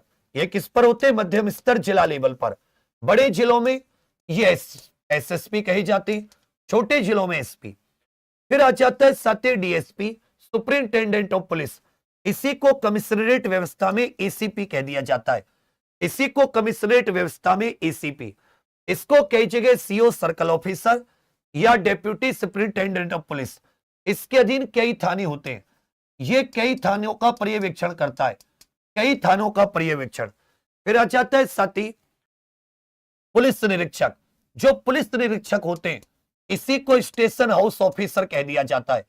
इन्हीं में से किसी को क्या बना दिया जाता है? स्टेशन हाउस ऑफिसर, जिसको एसएचओ कह देते हैं, थाना प्रभारी। तो सामान्य तौर पर थाना प्रभारी ये इंस्पेक्टर लेवल का अधिकारी होता है। एसएचओ स्टेशन हाउस ऑफिसर, अगर कोई इंस्पेक्टर नहीं है मौजूद, कोई बढ़िया काम करने वाला सब इंस्पेक्टर है, तो उसे स्टेशन ऑफिसर कहा जाता है। जिससे साथी ऐसो अगर उसको थाने का चार्ज दे दिया जाए। फिर आ जाते हैं सहायक उप निरीक्षक 1 स्टार वाले, फिर हेड कांस्टेबल, और सबसे निचला जो पद होता है पुलिस कानूनी व्यवस्था में, यह कांस्टेबल होता है। कौन सा? कांस्टेबल। तो ये कुछ ऐसा बन गया, DGP, ADG, IG, DIG, SSP, SP, ASP, additional SP इत्यादि। फिर आ जाते भैया आपका डीएसपी, फिर एसएचओ, फिर आपके एसआई साहब आ जाते हैं, फिर आ जाते क्या नाम है, एएसआई, हेड कांस्टेबल, और लास्ट में क्या आते हैं, कहोगे सर कांस्टेबल। उत्तर प्रदेश पुलिस में कितने पुलिस जोन है? उत्तर प्रदेश पुलिस में कितने पुलिस जोन है? उत्तर प्रदेश पुलिस में कुल कितने पुलिस जोन है? तो रेंज की संख्या कितनी हो जाती है? 18। पुलिस जोन की संख्या कितनी हो जाती है? 8। जोन की संख्या कितनी? 8। रेंज की संख्या कितनी? 18। पुलिस रेंज का नेतृत्व किस स्तर का अधिकारी करता है? पुलिस रेंज का नेतृत्व यह किस स्तर का अधिकारी करता है?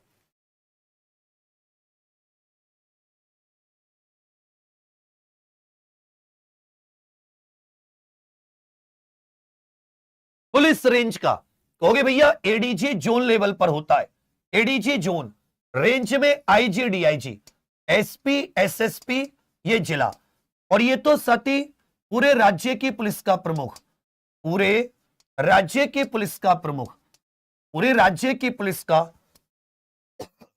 प्रमुख कौन हो जाता है? डीजीपी। जिला लेवल पर एसएसपी, एसपी, रेंज में आईजी, डीआईजी। उत्तर प्रदेश पुलिस का सर्वोच्च पद कौन सा है?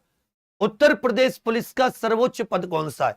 उत्तर प्रदेश पुलिस का सर्वोच्च पद कहोगे भैया, उत्तर प्रदेश पुलिस का सर्वोच्च पद पुलिस महानिदेशक, director general of police. Uttar Pradesh में पुलिस कमिश्नरेट की संख्या कितनी है? जो पुलिस कमिश्नरेट है, तो 68 हो जाते हैं पुलिस जिले। 68 क्या हो जाते हैं? पुलिस जिले। पुलिस जिलों का प्रमुख एसएसपी, एसपी, छोटे जिलों में एसपी, बड़े जिलों में जैसे बरेली हुआ, इन सब में गोरखपुर हुआ, एसएसपी। देखिए एसएसपी केवल कानूनी शक्तियां होती हैं, इसके पास न्यायिक शक्तियां नहीं होती, लेकिन कमिश्नर के पास न्यायिक शक्तियां भी होती हैं। जिले के पुलिस बल का मुख्य प्रमुख आमतौर पर कौन होता है? जिले का।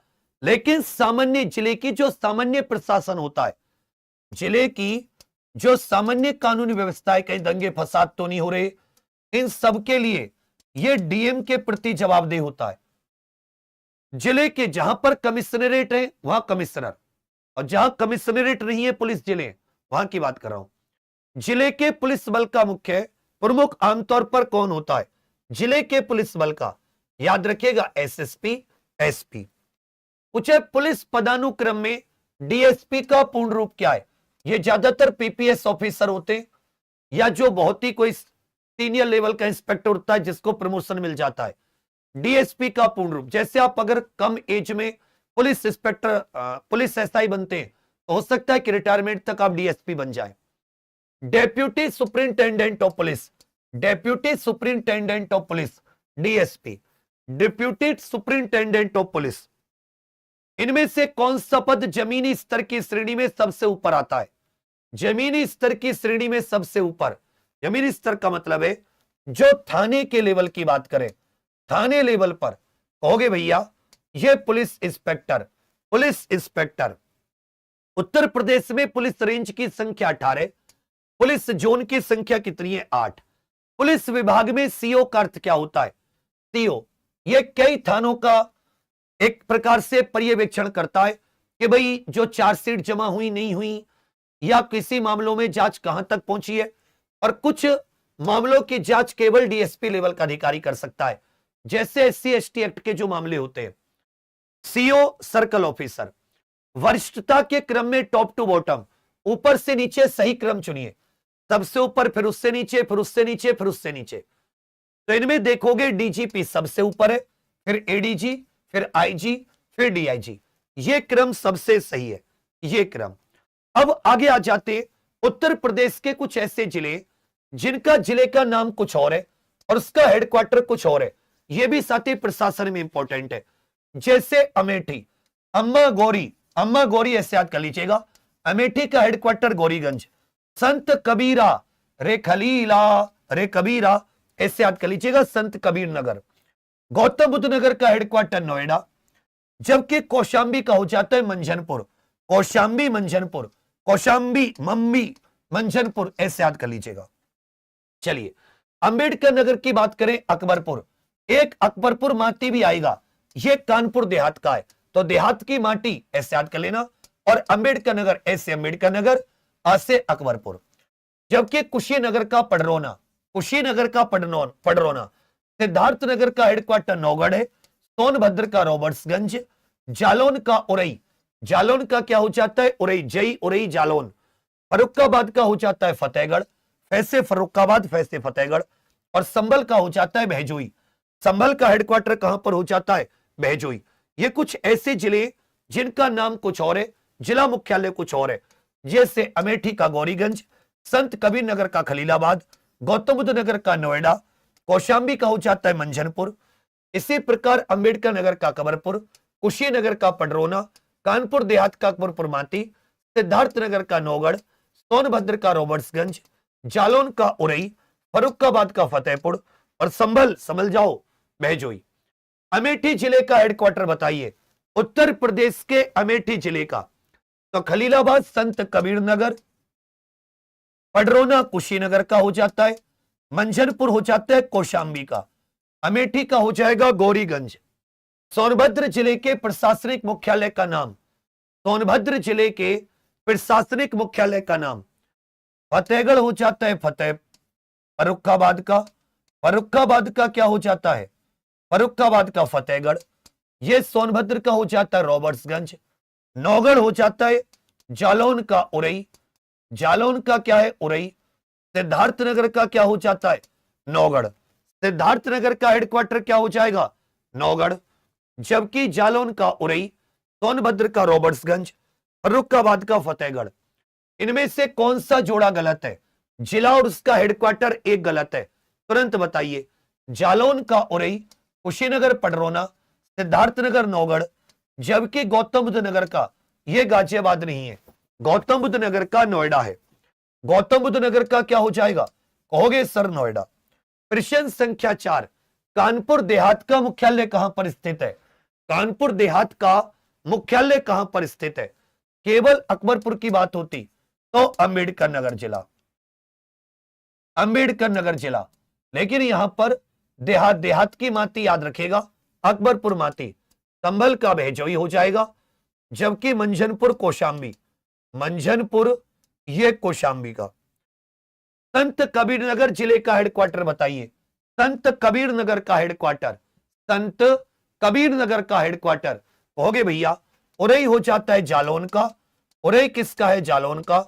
कुशीनगर हो जाता है पडरौना, फर्रुखाबाद का हो जाता है फतेहगढ़ और संत कबीर नगर खलीलाबाद। अब उत्तर प्रदेश के मंडल, उनके मुख्यालय और उसमें जिलों की सूची आएगी कुछ, इसको भी एक बार देख लेते, कभी कभी क्वेश्चन यहां से पूछ लिया जाता है।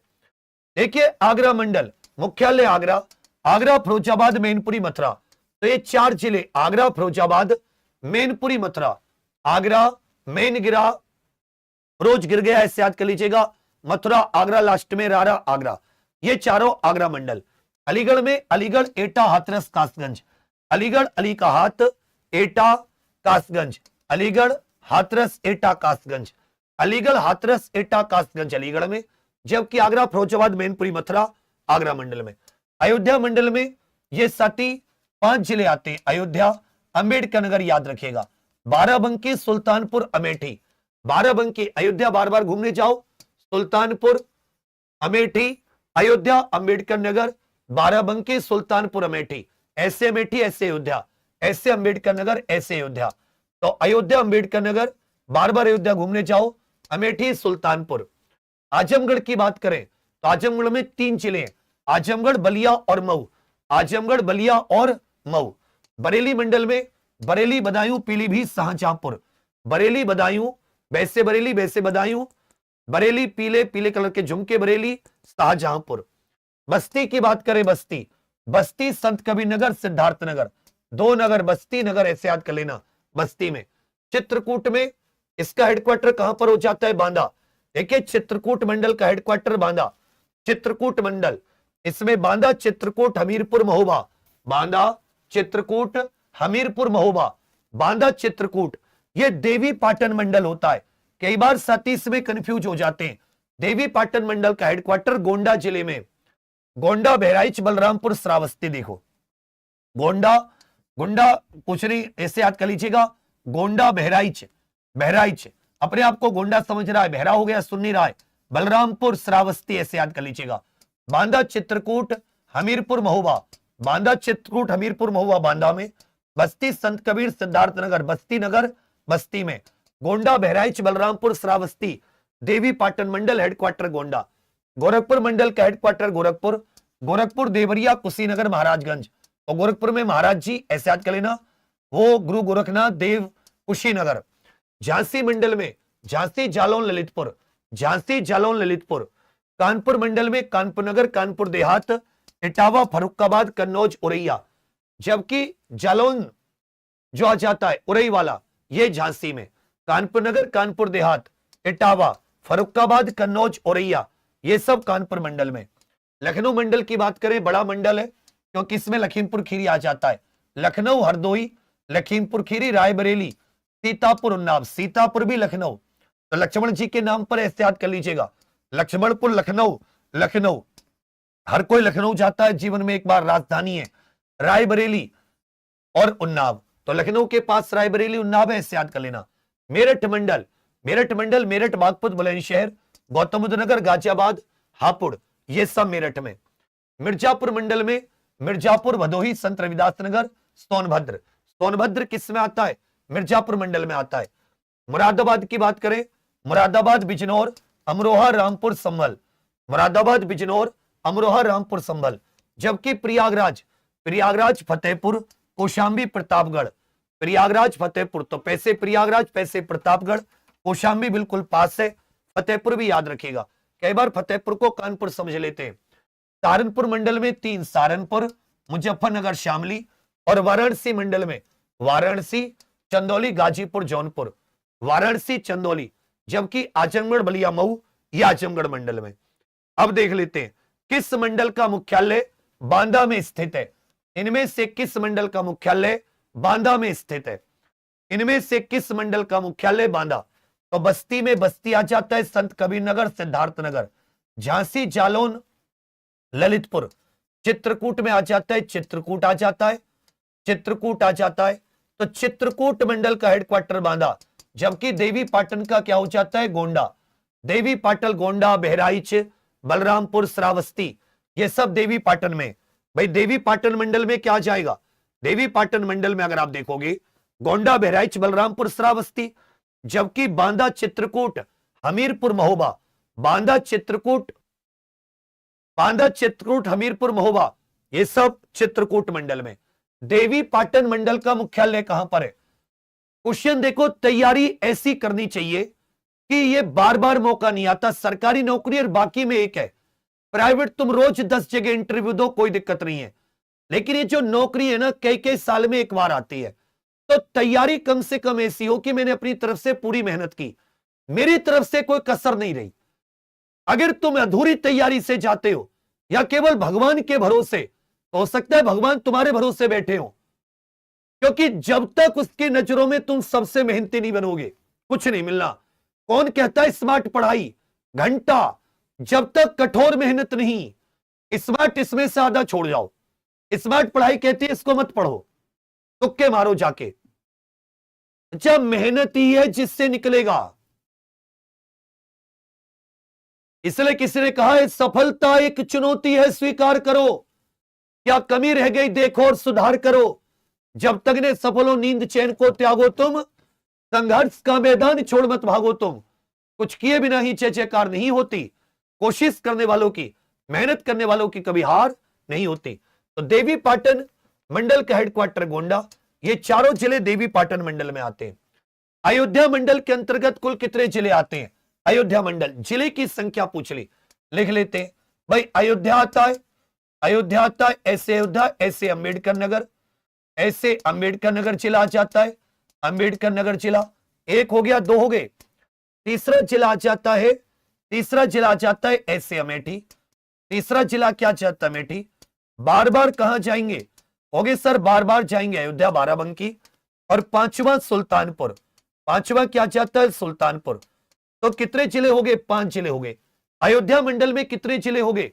कहोगे बड़े भैया 5 जिले हो गए। कानपुर मंडल में इनमें से कौन सा जिला शामिल नहीं है? कानपुर मंडल में, कानपुर मंडल में कौन सा जिला शामिल नहीं है? तो देखिए, कानपुर नगर हो गया, कानपुर देहात हो गया, कानपुर देहात हो गया, फर्रुखाबाद आ जाएगा भैया आपका, इटावा आ जाएगा, मैनपुरी नहीं है, इटावा आ जाएगा, औरैया आ जाएगा, इटावा औरैया। ये उन्नाव तो लखनऊ में, लखनऊ, रायबरेली, उन्नाव, सीतापुर, लखीमपुर खीरी, हरदोई, सीतापुर, हरदोई, लखीमपुर खीरी, ये सब किस में आ जाते हैं? रायबरेली। ये सब लखनऊ मंडल में आते हैं, ये सब किस में आते हैं? लखनऊ में। ये कानपुर में नहीं है। सहारनपुर मंडल में कौन कौन से जिले आते हैं? सहारनपुर मंडल में कौन कौन से जिले? इसे तुम बिना मेहनत के कर ही नहीं सकते थे, इसे आप बिना थ्योरी के कर ही नहीं सकते टॉपिक को। बोलो, गलत तो नहीं कह रहा, कोई ऐसा तो नहीं कि कुछ अलग चीज करा रहा हूं। उत्तर प्रदेश की पुलिस और सामान्य प्रशासन व्यवस्था करा रहा हूं, एक भी चीज एक्स्ट्रा नहीं। और तुम्हें तो ये कंटेंट दुनिया में घूम लेना, कहीं मिल जाए तो आके बताना। पूरी यूट्यूब छानो, सारी किताबें लेके बैठ जाओ, दुकान में जाके चूहा बन के किताब किताब को कुतर के देख लो, ये सब नहीं मिलेगा एक जगह। ये सब केवल इकलौता 143 करोड़ जनसंख्या में एक ही जगह मिलेगा, एक ही जगह, सिंगल। कहोगे भैया सहारनपुर, मुजफ्फरनगर और शामली, सहारनपुर, मुजफ्फरनगर, शामली। प्रश्न संख्या ऐसे इसको पूरे को याद कर लेना। इसी प्रकार पुलिस रेंज जोन, तो जिसको मंडल याद है वो सती, क्योंकि रेंज भी आप देखोगे 18 के करीब है, मंडल भी कितने? 18, जोन कितने? 8। तो देखिए, आगरा जोन में 2 रेंज है, इसको एक बार देख लीजिएगा। आगरा जोन में 2 रेंज है, आगरा रेंज, अलीगढ़ रेंज। तो आगरा, फिरोजाबाद, मैनपुरी, मथुरा, ये आगे अलीगढ़, एटा, हाथरस, कासगंज, अलीगढ़ रेंज में। तो आगरा मंडल के जिले, अलीगढ़ मंडल के जिले। प्रयागराज जोन, इसमें एक प्रयागराज रेंज है, एक चित्रकूट धाम रेंज है, इसमें 2 रेंज आती है। प्रयागराज रेंज में प्रयागराज, फतेहपुर, कौशाम्बी, प्रतापगढ़, जो प्रयागराज मंडल के जिले थे। चित्रकूट में बांदा, चित्रकूट, हमीरपुर, महोबा। कितना क्लियर होता जा रहा है? बरेली जोन में 2 रेंज है, बरेली, मुरादाबाद। ये बरेली मंडल के बरेली, बदायूं, पीलीभीत, शाहजहांपुर। जबकि मुरादाबाद के मुरादाबाद, बिजनौर, रामपुर, अमरोहा, संभल। तो जो रेंज एक तरीके का आप मान सकते हैं कि वो साती मंडल है। इधर गोरखपुर जोन में एक गोरखपुर रेंज आती है, जिसमें गोरखपुर, देवरिया, कुशीनगर, महाराजगंज। जबकि बस्ती रेंज में बस्ती, सिद्धार्थनगर, संत कबीर नगर। देखिए, गोरखपुर जोन एक ऐसा जोन है जिसमें 3 रेंज आती है। एक तो गोरखपुर, बस्ती और देवी पाटन। देवी पाटन का हेडक्वार्टर गोंडा, बहराइच, श्रावस्ती, बलरामपुर। कानपुर जोन में कानपुर रेंज, झांसी रेंज। कानपुर नगर, ये तो सीपी कमिश्नरेट बन गया। कानपुर देहात, औरैया, इटावा, फर्रुखाबाद, कन्नौज, झांसी, जालौन, ललितपुर। वही सेम टू सेम है, कुछ भी अलग नहीं है। कन्नौज भी कानपुर रेंज का हिस्सा है, कानपुर मंडल में, इस बात को अच्छे से याद रखिएगा। फिर आ जाता है लखनऊ जोन में 2 रेंज, लखनऊ, अयोध्या, लखनऊ, हरदोई, लखीमपुर खीरी, रायबरेली, सीतापुर, उन्नाव। अयोध्या, बाराबंकी, सुल्तानपुर, अंबेडकर नगर, अमेठी, अयोध्या रेंज में। मेरठ जोन की बात करें, इसमें मेरठ रेंज, जितने भी मेरठ मंडल के जिले थे, मेरठ, बागपत, बुलंदशहर, गौतम बुद्ध नगर, गाजियाबाद और हापुड़। जबकि सहारनपुर रेंज, सहारनपुर, मुजफ्फरनगर, शामली। इसी प्रकार वाराणसी रेंज, जो वाराणसी जोन है, इसमें भी 3 रेंज आती है। वाराणसी, मिर्जापुर, आजमगढ़। वाराणसी, गाजीपुर, जौनपुर, चंदौली, ये वाराणसी रेंज में। मिर्जापुर, सोनभद्र, भदोही, ये मिर्जापुर। और आजमगढ़, मऊ और बलिया, ये आजमगढ़ रेंज में। आजमगढ़, मऊ और बलिया, ये आजमगढ़ रेंज में है। आजमगढ़, मऊ और बलिया। जबकि आप देखते हैं मिर्जापुर, भदोही, सोनभद्र, ये मिर्जापुर मंडल में थे। तो जो मंडल है एक्चुअल में वही क्या हो गई है? रेंज। अलीगढ़ रेंज उत्तर प्रदेश के किस पुलिस जोन के अंतर्गत आती है? अलीगढ़ रेंज, इसी में याद रखिएगा अलीगढ़, एटा, हाथरस, अलीगढ़, एटा, हाथरस, कासगंज, अलीगढ़, एटा, हाथरस, कासगंज, ये 4 जिले आते हैं। अलीगढ़ मंडल में भी यही 4 जिले हैं। अलीगढ़ रेंज ये आगरा जोन के अंतर्गत आती है। मेरठ के अंतर्गत मेरठ रेंज और साथ ही सहारनपुर रेंज, जबकि बरेली के अंतर्गत बरेली रेंज और इसमें आ जाती है मुरादाबाद। बरेली जोन के अंतर्गत कौन कौन सी आ जाती है? हो गए सर बरेली और मुरादाबाद। लखनऊ के अंतर्गत 2, एक लखनऊ रेंज आ जाती है और एक आ जाती है क्या नाम की आपकी अयोध्या रेंज। तो पहले का उत्तर भी आगरा जोन। पूछा चित्रकूट धाम रेंज, ये किस पुलिस जोन का हिस्सा है? चित्रकूट धाम, इसमें 3 आती हैं। जो पुलिस जोन है प्रयागराज पुलिस जोन, इसमें 3 रेंज आती हैं।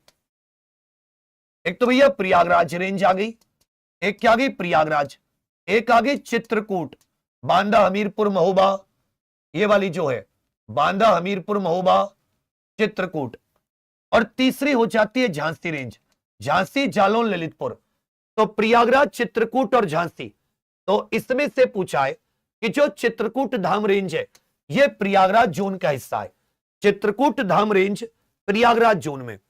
गोरखपुर जोन के अंतर्गत ये कितनी पुलिस रेंज आती है? गोरखपुर जोन के अंतर्गत तो गोरखपुर, प्रयागराज और साथ ही वाराणसी। गोरखपुर आप देखोगे, आप प्रयागराज देखोगे, प्रयागराज में भी कितनी है? प्रयागराज में 2 ही है, मैं 3 बता रहा हूं प्रयागराज में। फिर मैंने तीसरी कौन सी बता दी? I am very bad. अच्छा, जो झांसी है ना ये भैया कानपुर के अंतर्गत है, इसमें थोड़ा ध्यान दीजिएगा। प्रयागराज में 2 ही है, मैंने थोड़ा प्रयागराज को बड़ा जनपद समझ के, तो इसमें चित्रकूट धाम जो है ये तो प्रयागराज का बिल्कुल सही है, ये झांसी इसके अंतर्गत नहीं है। झांसी कानपुर में आ जाती है।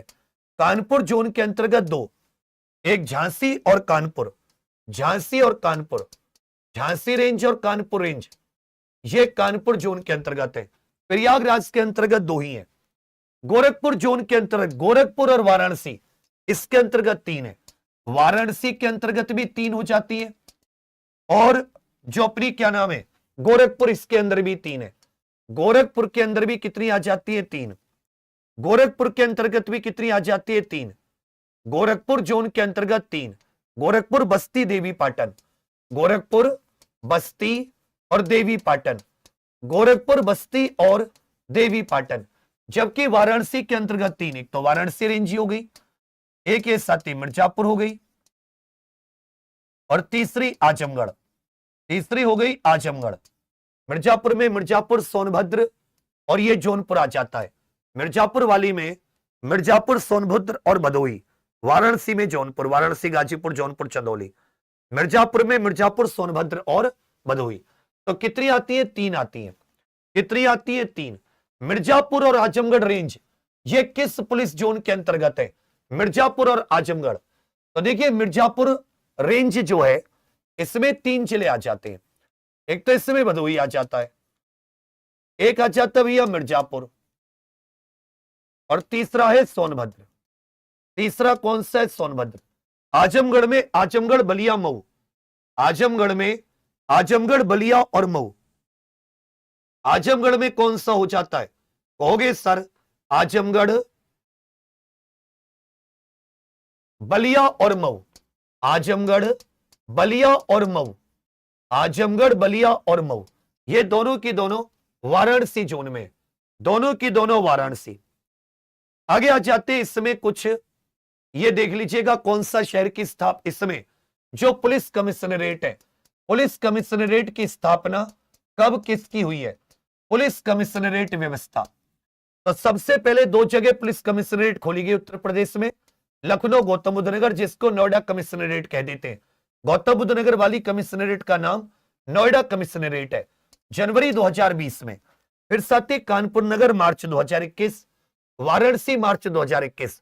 तो फिर साथ ही कानपुर और वाराणसी, पहले लखनऊ, नोएडा, फिर कानपुर, वाराणसी अगले साल, फिर उसके अगले साल तीनों एक साथ, आगरा, गाजियाबाद और प्रयागराज। गैप याद कर लीजिएगा, गाजियाबाद, आगरा, प्रयागराज। तो कुछ इस प्रकार से क्रम है। लखनऊ, नोएडा 2020, 2021 में ये हो जाती है आपका कानपुर और वाराणसी, 2022 में गैप, गाजियाबाद, आगरा और प्रयागराज। टोटल कमिश्नरेट कितनी? ये 7 है। टोटल कमिश्नरेट कितनी है? 7। जैसे पूछेगा उत्तर प्रदेश में सबसे पहले आयुक्त प्रणाली ये किन शहरों में शुरू की गई थी?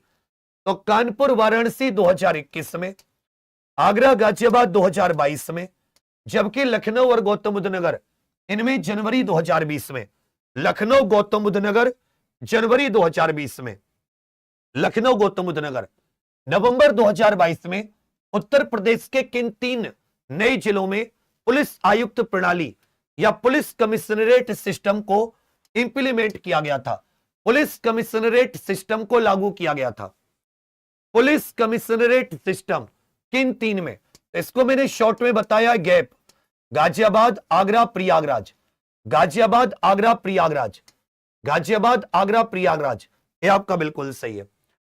वाराणसी में पुलिस आयुक्त कार्यालय की स्थापना, तो कानपुर वाराणसी, ये मार्च 2021। कानपुर वाराणसी मार्च 2021। अब ये उत्तर प्रदेश के कुछ प्रमुख पुलिस प्रशासनिक अन्य प्रशिक्षण संस्थान है, जैसे उत्तर प्रदेश पुलिस, उत्तर प्रदेश प्रशासन एवं प्रबंधन अकादमी, यूपीएम कह देते हैं। ये जो एसडीएम इत्यादि होते हैं, जो ये पीसीएस अधिकारी होते हैं, पीसीएस ट्रेनी आईएएस, जो ट्रेनी आईएएस होते हैं, इन सब की ट्रेनिंग होती है। इन सब की क्या होती है? ट्रेनिंग। तो उत्तर प्रदेश प्रशासन एवं प्रबंधन अकादमी, UP academy for administration and management, 1985 में बनी। ये आईएएस, पीसीएस, अन्य राजपत्रित अधिकारियों की ट्रेनिंग होती है। कहां पर स्थित है? लखनऊ। बनी कब? 1985 में। डॉक्टर भीमराव अंबेडकर पुलिस अकादमी, यह मुरादाबाद में 1893। ट्रेनी आईपीएस, डीएसपी आदि की ट्रेनिंग होती है। दीनदयाल उपाध्याय राज्य ग्राम विकास संस्थान, बहुत इंपॉर्टेंट है। दीनदयाल उपाध्याय राज्य ग्राम विकास संस्थान, लखनऊ में 1952 में। यह ग्रामीण विकास, पंचायती राज अधिकारी इत्यादि की ट्रेनिंग होती है।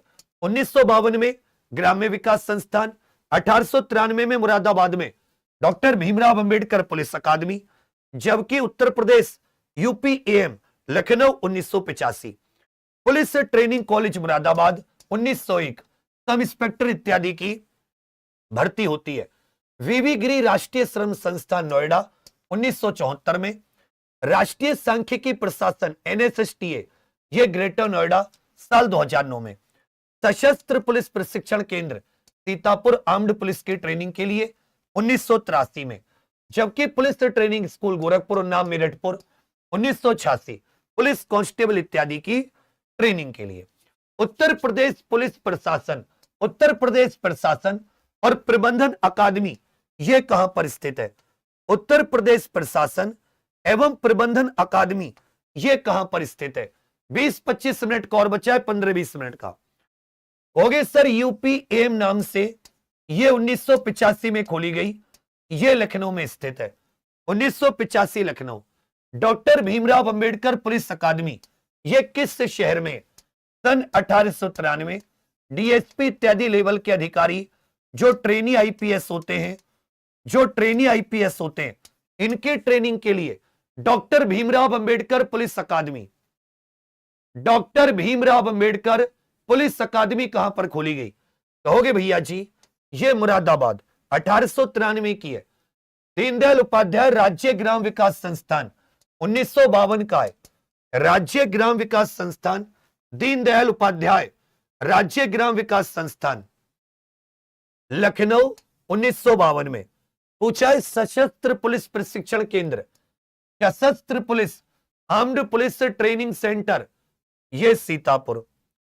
वीवी गिरी राष्ट्रीय श्रम संस्थान कहां पर है? वीवी गिरी राष्ट्रीय श्रम संस्थान, यह नोएडा में स्थित है।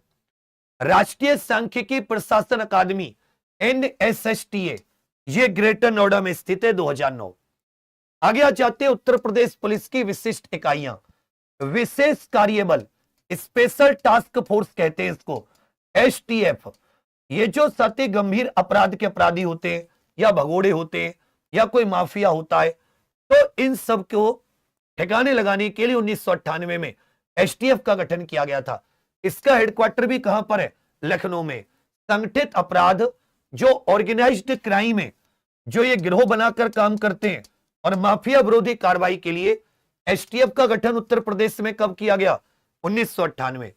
आतंकवादी निरोधी दस्ता, एंटी टेररिज्म स्क्वाड कह देते हैं इसे। क्या कह देते हैं? Anti terrorism squad, ATS. साल 2007 में आतंकवादी गतिविधियों पर नियंत्रण, आतंकवादी हमलों से बचाव के लिए फोरेंसिक विज्ञान प्रयोगशाला, यह साथी उत्तर प्रदेश की फोरेंसिक विज्ञान प्रयोगशाला है, 1969 में खोली गई थी लखनऊ में। सतर्कता अधिष्ठान, यह भ्रष्टाचार निवारण, भ्रष्टाचारियों को पकड़ने के लिए, लखनऊ 1965। अग्निशमन सेवा 1944 लखनऊ, अग्निशमन सेवा 1944 लखनऊ। सतर्कता अधिष्ठान 1965 लखनऊ, फोरेंसिक विज्ञान 1969 Lucknow, ATS 2007, STF 1998, ATS 2007, forensic विज्ञान 1969, जबकि सती विजिलेंस 1965, फायर सर्विसेज 1944। आर्थिक अपराध शाखा 1970 लखनऊ, बड़े वित्तीय घोटालों की जांच के लिए सीबीसीआईडी, ये 1906 में लखनऊ। पुलिस रेडियो मुख्यालय 1943 लखनऊ। महिला पावर लाइन, ये 2012 लखनऊ, महिला power line 2012 Lucknow 1090। Police radio मुख्यालय 1943 लखनऊ, सीबीसीआईडी 1906। जबकि उत्तर प्रदेश पुलिस का आपातकालीन नंबर क्या है? 112। तो सतर्कता 1965, इकोनॉमिक ऑफेंसेस विंग कहते हैं 1970, सीबीसीआईडी 1906, पुलिस रेडियो हेडक्वार्टर 1943, महिला पावर लाइन 2012। विशेष पुलिस ऑपरेशंस टीम स्पॉट, ये एटीएस का ही पार्ट है 2017। हाई रिस्क ऑपरेशंस में पुलिस मोटर परिवहन 1940 सीतापुर, ये पुलिस वाहनों के रखरखाव के लिए। जबकि जो अग्निशमन ट्रेनिंग होती है, अग्निशमन फायर सर्विसेज की ट्रेनिंग, ये उन्नाव में होती है। फायर सर्विसेज की ट्रेनिंग उन्नाव में, पुलिस मोटर परिवहन 1940 सीतापुर, विशेष पुलिस ऑपरेशंस टीम 2017 लखनऊ। बताइए, उत्तर प्रदेश पुलिस की एसटीएफ की स्थापना किस वर्ष हुई थी? इसी में स्पेशल सिक्योरिटी फोर्स लिख लीजिएगा, स्पेशल सिक्योरिटी फोर्स एसएसएफ। यह सती शॉर्ट में सीआईएसएफ की तर्ज पर जो औद्योगिक प्रतिष्ठान होते हैं, हवाई अड्डे, महत्वपूर्ण मंदिर इत्यादि की रक्षा के लिए, यह सीआईएसएफ की तर्ज पर स्पेशल सिक्योरिटी फोर्स 2020 में बनी। एसएसएफ कब बनी है? 2020 में। विशेष कार्य बल एसटीएफ 1998, एटीएस 2007, 1969 में आ जाता है आपका, ये क्या नाम है इसका, ये स्पॉट करके 2017। 1965 में जिसको हम लोग क्या कह देते हैं? विजिलेंस।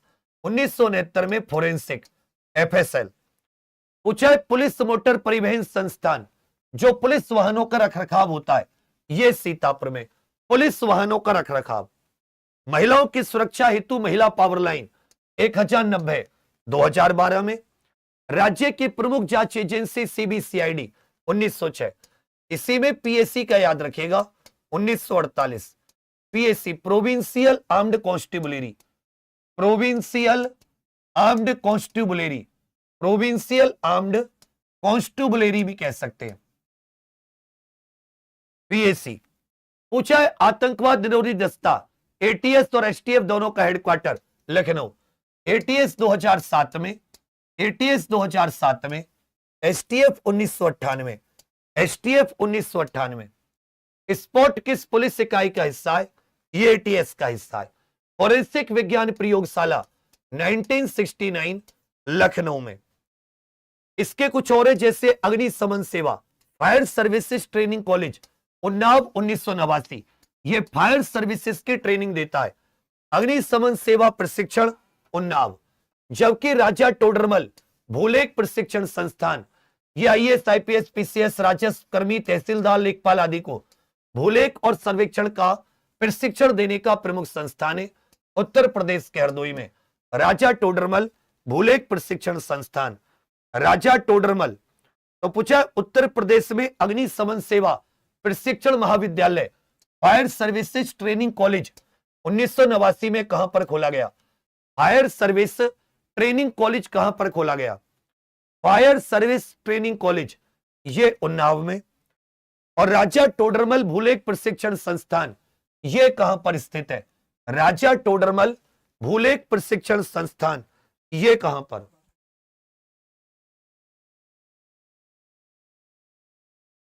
कहोगे सर राजा टोडरमल भूलेख प्रशिक्षण संस्थान ये उत्तर प्रदेश के हरदोई में स्थित है।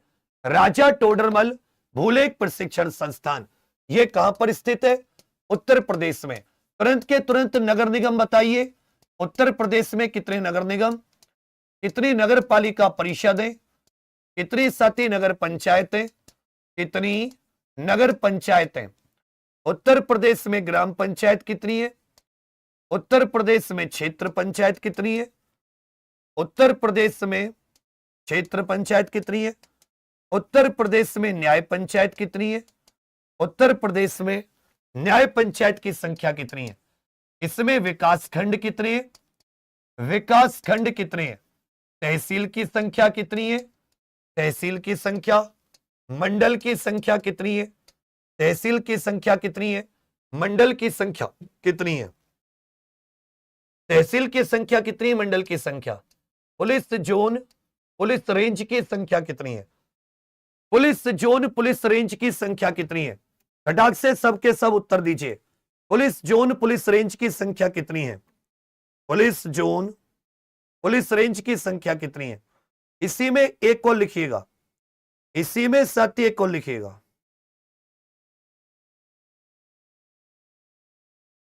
पूछ लेगा आपसे राजस्व न्यायालयों की संख्या कितनी है? राजस्व न्यायालय, तो ये भी कहीं पर नोट कर लीजिएगा। राजस्व न्यायालयों की संख्या उत्तर प्रदेश में नायब तहसीलदार से लेकर जो राजस्व परिषद की न्यायिक शाखा होती है, कुल 3074 ये राजस्व न्यायालय। कितने? 3074। नगर निगम हो जाते हैं 17, नगर परिषद हो जाती है 200, नगर पंचायत 545, ग्राम पंचायत 58,189, 58,000, क्षेत्र पंचायत हो जाती है 826, जबकि न्याय पंचायत 8,135। न्याय पंचायत 3074 राजस्व, विकास खंड हो जाते 826, विकास खंड कितने? 826, जितनी क्षेत्र पंचायत, तहसील 351, मंडल 18, जोन हो जाते 8, रेंज हो जाती है 18। अब बताइए पुलिस प्रशासनिक व्यवस्था कुछ कुछ समझ में आई? डीजीपी की फुल फॉर्म क्या है? एडीजी की फुल फॉर्म क्या है? एसएचओ क्या होता है? बीडीओ क्या होता है? इन सब में किसी को कोई डाउट?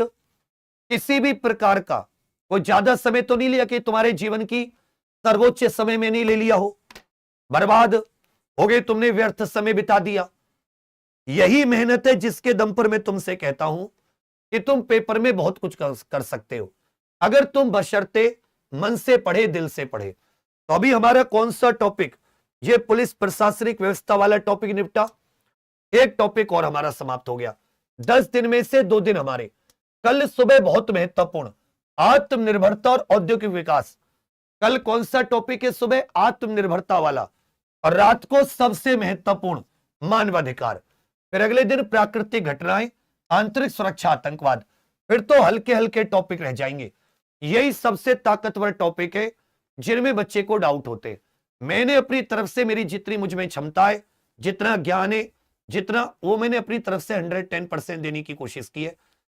अच्छा लगा हो तो सबके सब कमेंट जरूर किया करो जब ये वीडियो लाइव हट जाती है। उसके बाद में एक और महत्वपूर्ण चीज आप सबको बता रहा हूं, हम ये सब तो पढ़ लेंगे, लेकिन क्या हम लोग जब क्वेश्चन सामने आएगा क्वेश्चन में उत्तर दे सकते हैं? ये एक बड़ी चुनौती हमारे सामने है। इसलिए बच्चा आप लोग टेस्ट सीरीज जरूर लगाओ, फ्लिपकार्ट से एग्जाम पर यूपी होगा टेस्ट सीरीज, क्योंकि हमने पढ़ तो लिया, क्या हम उत्तर दे पाएंगे? और कांस्टेबल वालों तुम्हें तो मैं एक ऐसी चीज दे रहा हूं, ये महाभारत के रूप में, जब तुम ये सब पढ़ोगे और जब ये तुम क्वेश्चन लगाओगे महाभारत में, तो सोचो तुम्हें कितना कॉन्फिडेंस मिलेगा जब तुम उससे टिक करोगे।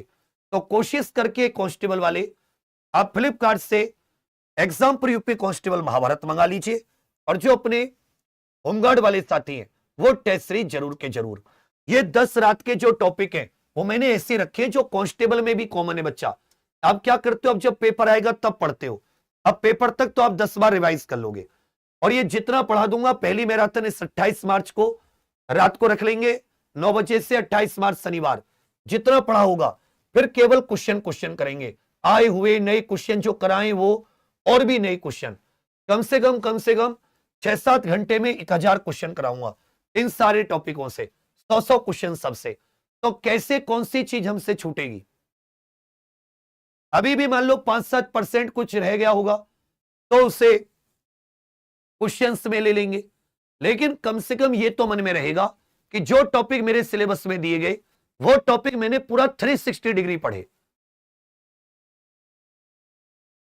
तो टेस्ट सीरीज और ये महाभारत, इसमें तो जरा भी आप कंजूसी मत कीजिए। इससे कोई मैं मैं अगर अमीर बन भी गया तो मैं कोई तुमसे लगता हूं नहीं, और तुम जानते हो क्या ही अमीर बन जाऊंगा मैं। तो इसको ये फायदा ये कि जो मेहनत चल रही है इससे रिजल्ट में बदल देंगे। बाकी सुबह 7 बजे करंट अफेयर की जो क्लास है उसे मत छोड़िए। करंट अफेयर की क्लास बहुत इंपॉर्टेंट है। तो करंट की क्लास तो हर हाल में जो अपने एग्जाम पर यूट्यूब चैनल पर होती है। बाकी क्लास कैसी लगी, कंटेंट कैसा लगा, मैं इससे लाइव कमेंट नहीं देख पाया, अच्छा लगा, बुरा लगा, भला लगा, बुरा लगा, सबके सब कमेंट में जरूर कर देना। जैसे वीडियो एंड हो जाए तुरंत के तुरंत जो ऑफलाइन कमेंट्स होती है। बाकी सुबह 7 बजे करंट अफेयर और 8 बजे से औद्योगिक विकास, इतना महत्वपूर्ण टॉपिक है। औद्योगिक नीतियां, उत्तर प्रदेश, देश, भारत, राष्ट्रीय स्तर की दोनों चीजें पढ़ेंगे। किसके उत्पादन में कौन सी योजना, इंपॉर्टेंट टॉपिक है। बाकी आप सबके लिए बहुत सारी शुभकामनाएं। कोशिश की है मैंने यहीं पर आपको याद कराने की। एक कह रहा है क्वेश्चन गलत पढ़ाया, बावली पूछ है क्या तू? और ये 170 पेज है, एक आध गलत भी हो गया तो दिमाग से निकल गया होगा। ज्यादा अंग्रेजी मत काट, समझा? जिस एग्जाम में तो भी खिचड़ रहा है ना, उस एग्जाम को उस जमाने में, जिस जमाने में वैकेंसी पूरी नहीं होती थी, स्टूडेंट 50% नंबर नहीं ला पाते थे, टॉप किया था, अंग्रेजी नहीं। तो इसको जरूर साथी मंगा लीजिएगा, ये बहुत इंपॉर्टेंट है। क्योंकि अब सोचो अभी तो आप क्लास में करो, जब आप अपने सामने करोगे फिर कितना मजा आएगा करने में। थैंक यू, जय हिंद।